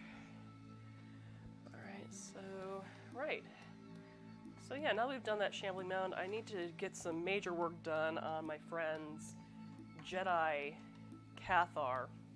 So we're going to be working on him. His name is Boris. And as you see, I already got a base coat for his robe and fur and all that, and lightsaber. Now I just need to do, oh goodness, a bit of dry brushing and shades. So let's start on that. Where is my Ricard flush? Okay, we'll just do that. Just shake it first. So, shake it. Alright, so for dry brushing, I actually kind of like to use a larger brush than my detail brush. So I'm going to use a chisel here and get a touch of paint. Dab off the excess on my paper towel here. And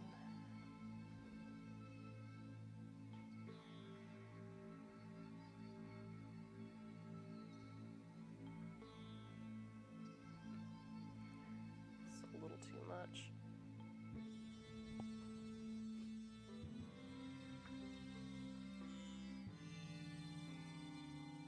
Just kind of use that to briskly go over the jacket and kind of bring out some of those highlights and subtleties in those robes.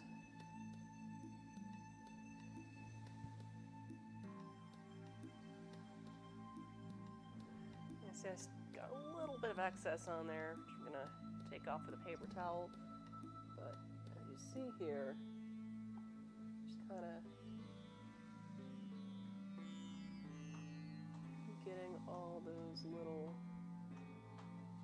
lighter bits.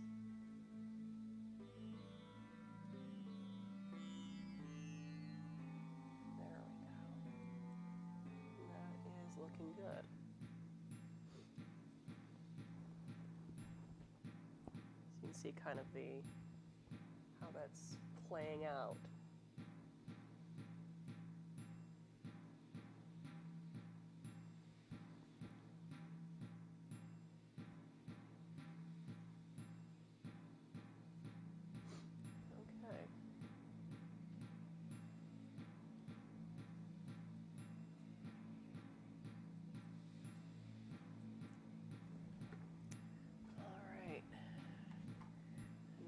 To kind of get a similar thing going on with his tail. Well, actually no. I have to get his boots too. I forgot completely about those. Let me just grab a little bit more paint.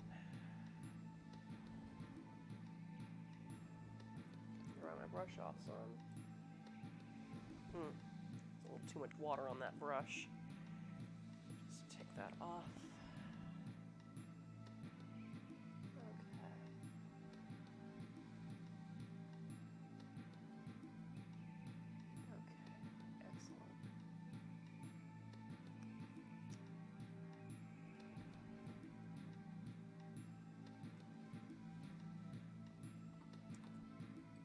Now I need to make a shade that's, well, a color that's a little bit lighter than what I currently have for his fur and tail and all that. Maybe if I bring this in a little closer, you can see better what I'm doing. Maybe. I'm trying not to. There we go. Yeah, that's better. Okay. Alright, so in that case, I need to do some mixing. So let's use one of the brushes I don't really care too much for or about because it's cheap. Let's go with eeny, meeny, miny, you. Okay. Just grab one of these dry wells, shake up my yellow a little bit. Let's use that one instead. Alright. So first I'm going to use that yellow as my base. Don't really need all that much, but I do need enough to blend this right. So wash that off. I also want enough so it doesn't dry out completely as I'm doing my details here. And I'm just gonna put a touch of this Ricard Flesh to give it sort of a sandy sort of tone. And then I'm going just to add a wee bit of my White Scar layer paint so it lays a little bit better as a highlight on top of the skin. So just need to do that. Just a touch of that. And stop it. Hopefully that'll work out. I might need to use a little bit more to make it pale enough. Yep, that does look like the case.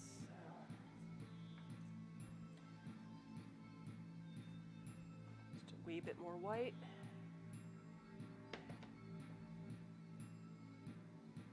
Okay, that is looking significantly better. All right.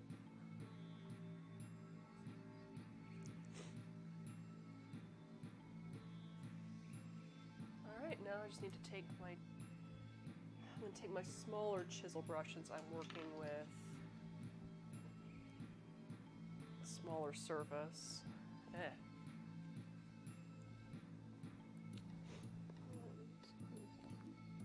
dab of that. Wipe on my paper towel a little bit.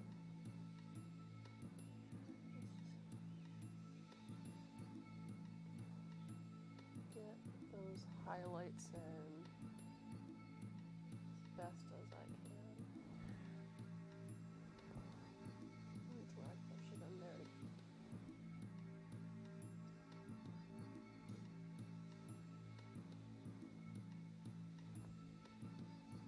Amazing how much mixing goes into just one tiny little area.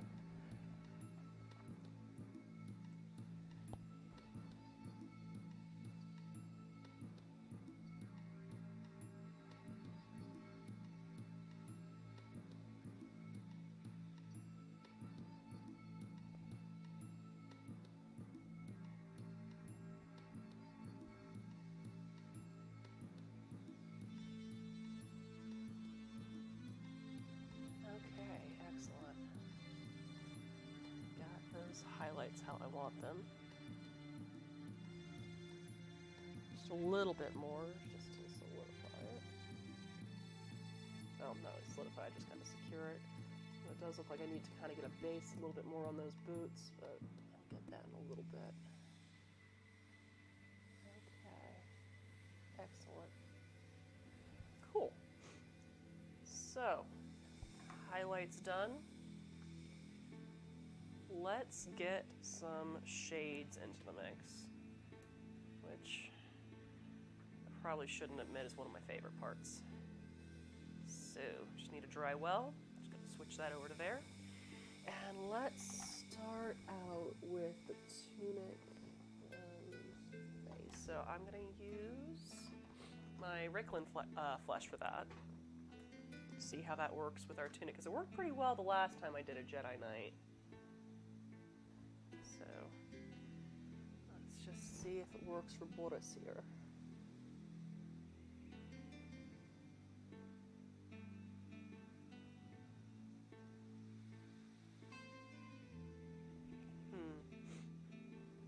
Guess it's working a little bit. I mean, it's getting an interesting tone, but I don't think it's working quite as well. I might have to use some strong tone for that. But in the meantime, let me just go ahead and get his face shaded up here. Yeah. So, I want to see that. There he is. Okay. Let's see how it looks. Actually, it's working quite well for his jacket, so switch back to that.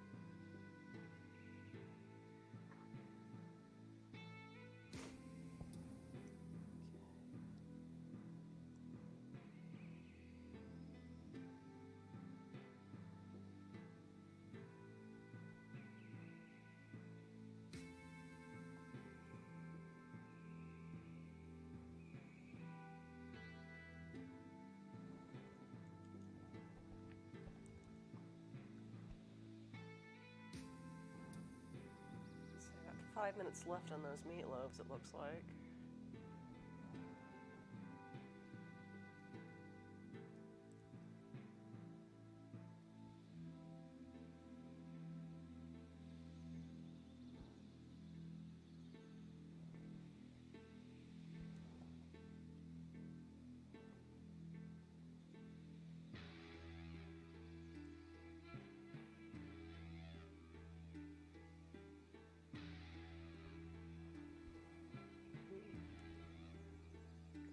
Like my shade started to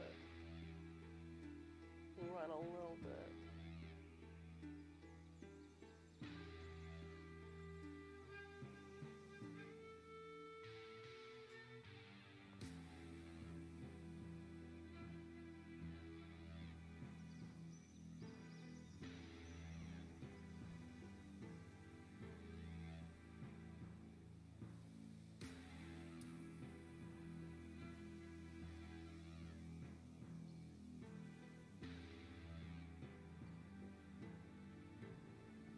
That's a good start. Kind of want to get his base done. So while I wait for that to dry, I think I'm going to go ahead and paint up his base. So let's go.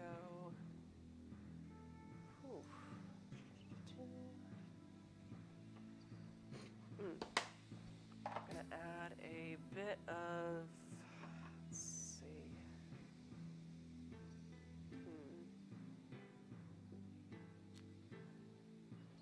bit of gunmetal. A lead belcher.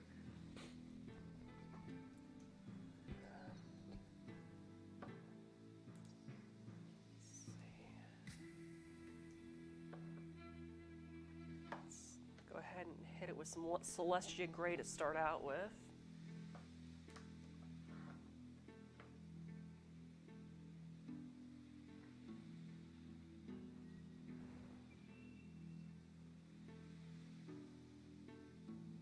Cover up the little bits of texture paint that I started last time.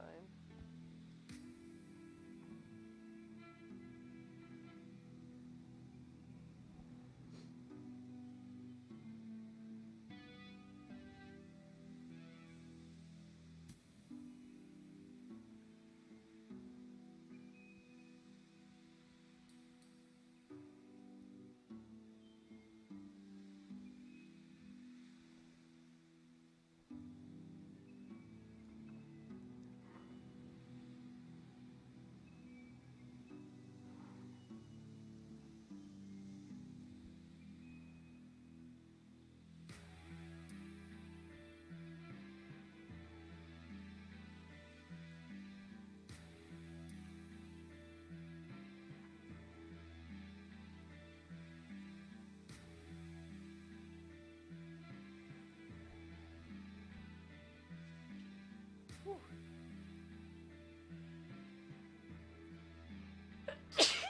Pardon me. Okay.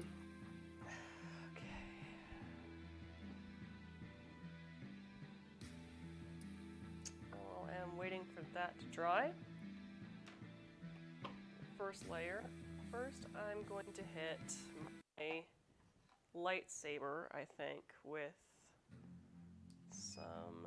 Oh, wait, no, that sounds like got a minute left on those meatloaves. Oh boy. Those are certainly baking up a lot larger than I anticipated. But that's fine. Oh, wow. What is that stuff?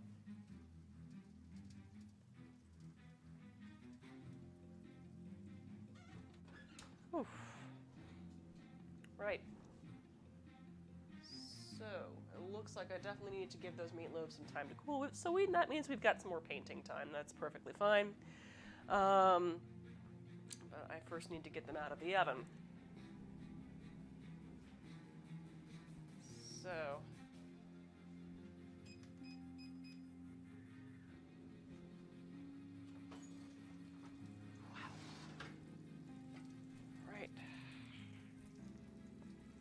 guessing that that is grease and egg that's seeping out of them. So, you want to take a look at that, what it looks like? That's kind of what we ended up with, but I just need to let those cool, and I will drain them as needed once they cool. Because right now they're pretty darn hot. So, let's go back to painting until those have cooled down a bit. So, oh goodness. Just pardon me for a second. I just need to go.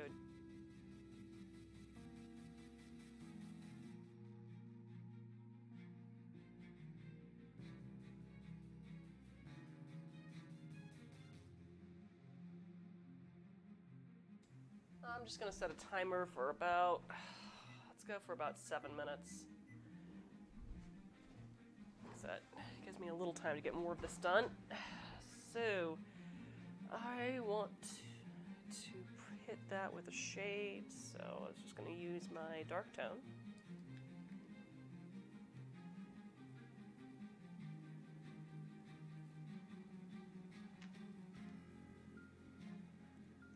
To hit up my lightsaber handle real quick.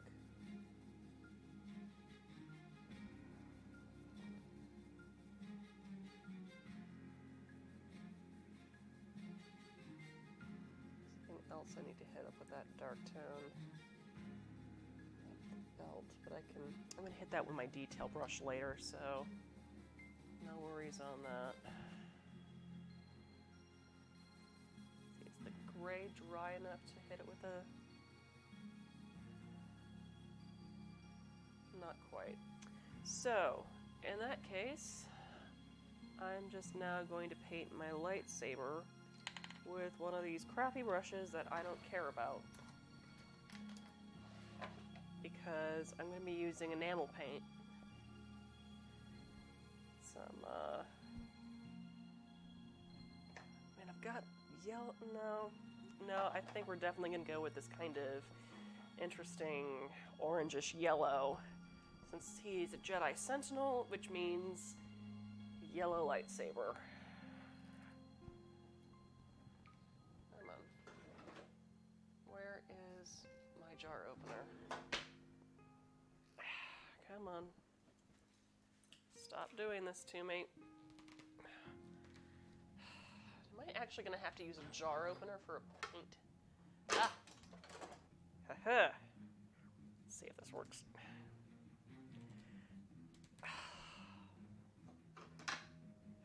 See if this works.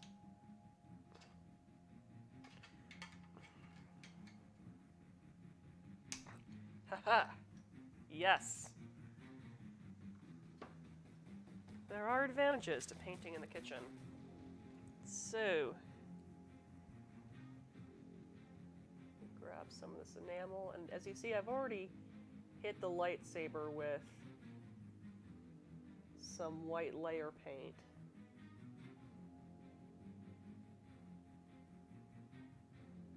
So now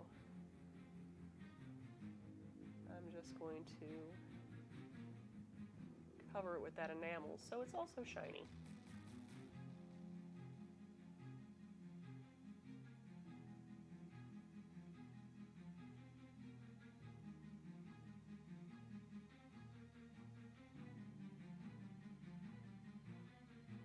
As each layer dries, I'm just going to hit it with another coat.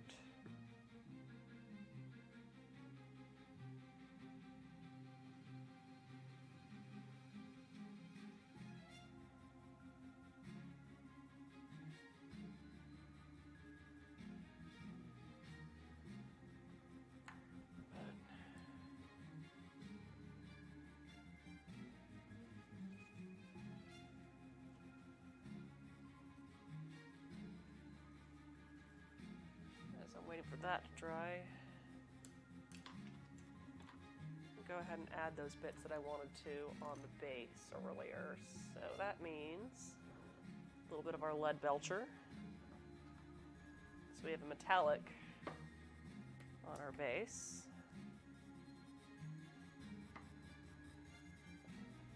Okay.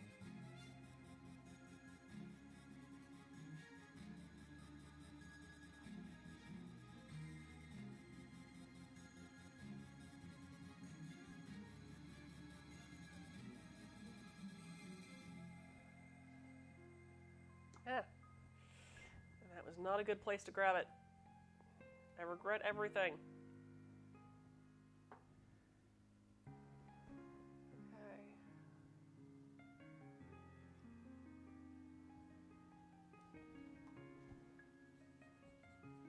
So I've got some lead belcher on there. Next, I think I'm going to hit it up with, let's see here, a bit of this Castellan green, because I kind of want to give a sort of oxidizing sort of sections on it.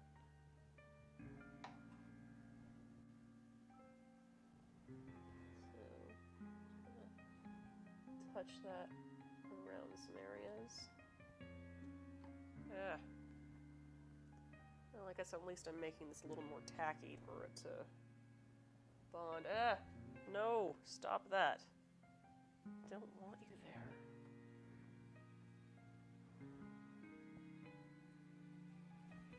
What am I doing? Keep on forgetting that Hero Forge minis actually fit the Citadel holder. There we go. Much better. Where's my green? Green, green, green, green, green. Did I already put it away? No, it's right here. Okay.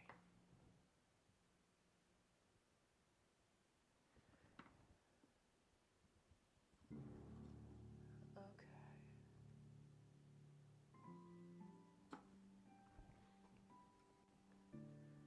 So as you can see, I've just kind of added some little green sections around the base there. So kind of looks a little bit like oxidation, or just, you know, grime. Okay. Get another layer of that enamel on the lightsaber.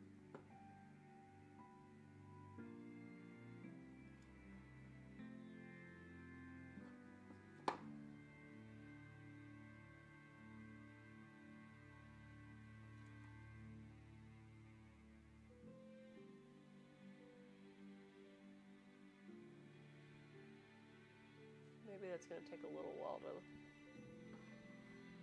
dry.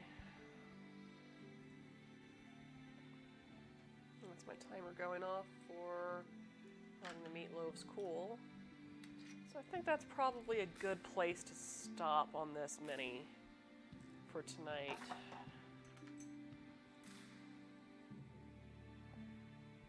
Because, like I said, I've got meatloaf mimics to finish up. Yes, yes, microwave timer, I hear you. So, whew. So I'm just gonna move this out of the way, and this.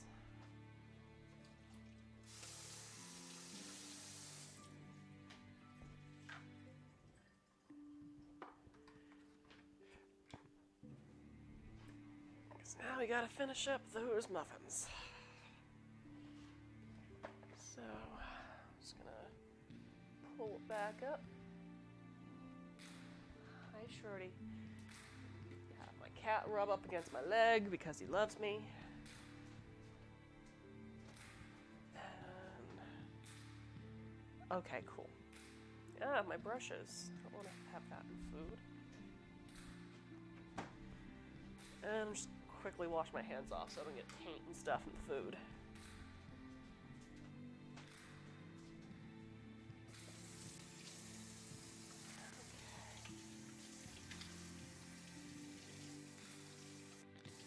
Okay. All right.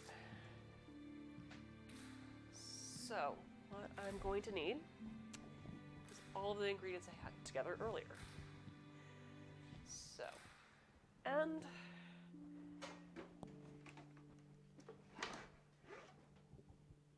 a cutting board that can handle animal proteins. So, pan cool enough? Yes, it is. Just gonna move that to the side over here for now, and grab my bacon.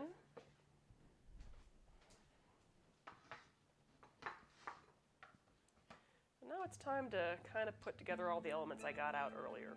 So these are going to make up my mimic tongues. So I just need to chop those in half.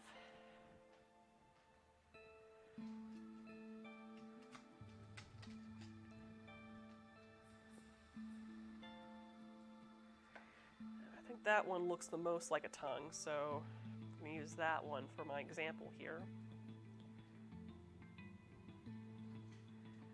Okay, definitely going to need my mashed potatoes. Still warm but not hot, so I can just put it right there. And I'm going to need my meatloafs.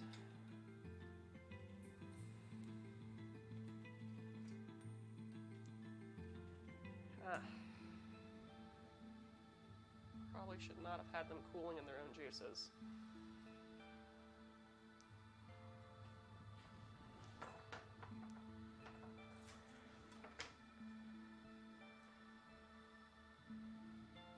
Okay.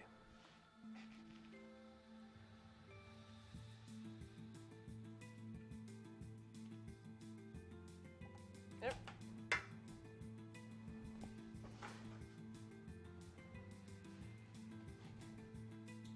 A pair of tongs is probably not the best way to get these out. Let's try using a spatula instead.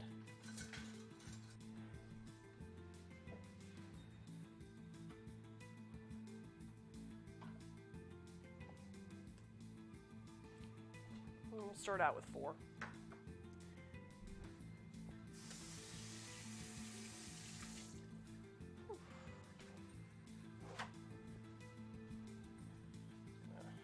Blot the excess grease off of these things. Okay.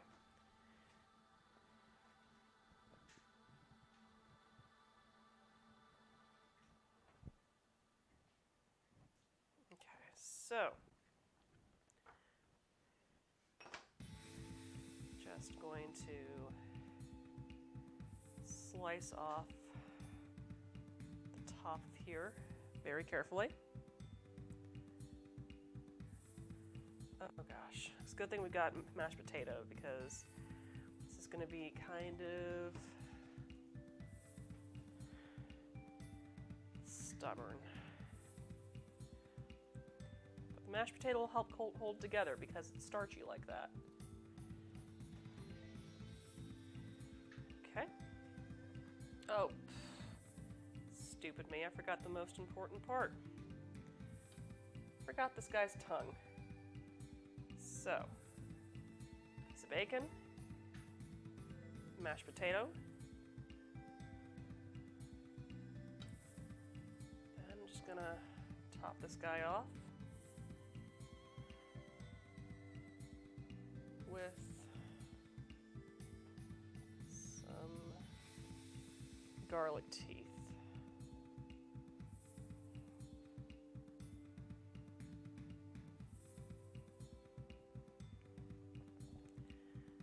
Whew.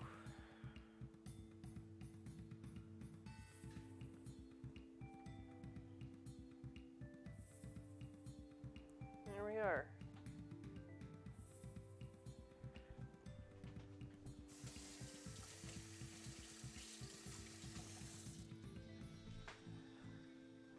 And just move this guy to a plate. Yep. All right, let's see if the next meatloaf muffin treats me better. Let's go with this guy.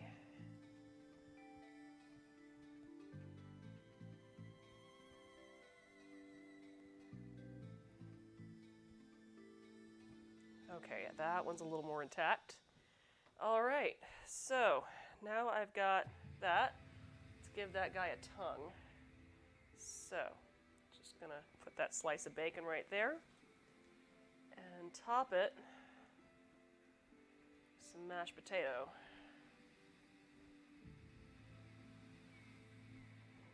Oh, hi, Victoria. I see my friend Victoria's raided me with about 3 people.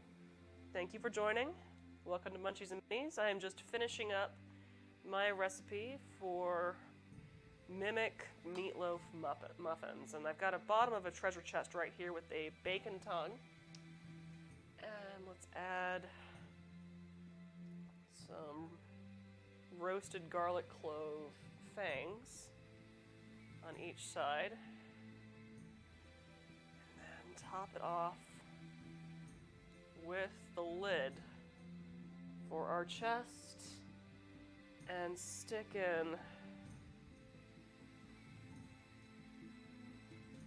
those remaining fangs. So I think this one might be the picture one. But if you want to see what they look like, hi Victoria, it's good to see you.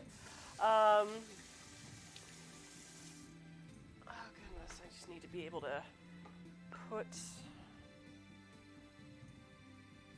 here we are, switch to the tripod, here we go, a Meatloaf Mimic muffin with roasted garlic fangs and bacon tongue.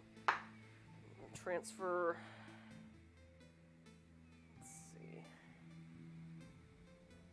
I think I like the bigger fangs on the bottom. Let's do that there.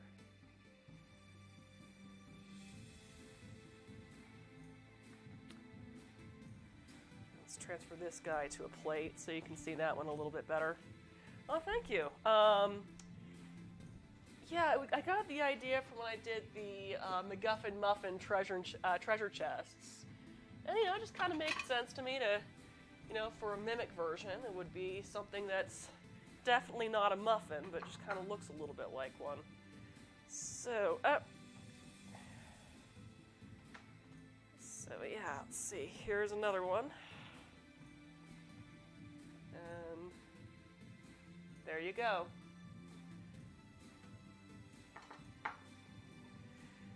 So yeah, that's actually my show tonight. I did go about 20 minutes over, but that's also because I had to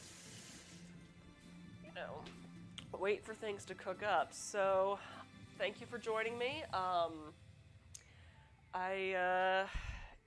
If you want the recipe card for those little guys, you can go to my patreon.com/thegluttonousgeek and get the recipe cards, or you can donate to my Ko-Fi at ko-fi.com/thegluttonousgeek. Let's see if my Stream Deck actually works. No, it's not. It's been on the fritz. I need to contact customer support for that. But this video will be archived on YouTube, I want to say next week. So stay tuned until then. Next week's 52 weeks of D&D challenge word is halfling. So I'm going to be taking one of the images from the D&D 5th edition handbook in the halfling section and make some brie tarts and puff pastry with strawberries. So I hope you join me for that. Every week I'll be here Wednesday evening, well, except for 2 weeks from now because I'll be on my way to Gen Con. But yes, next week, most Wednesdays from 7 p.m. to 9 p.m. Eastern here on Twitch, The Gluttonous Geek. So yeah, thanks so much for joining me, and you have a great night. Cheers.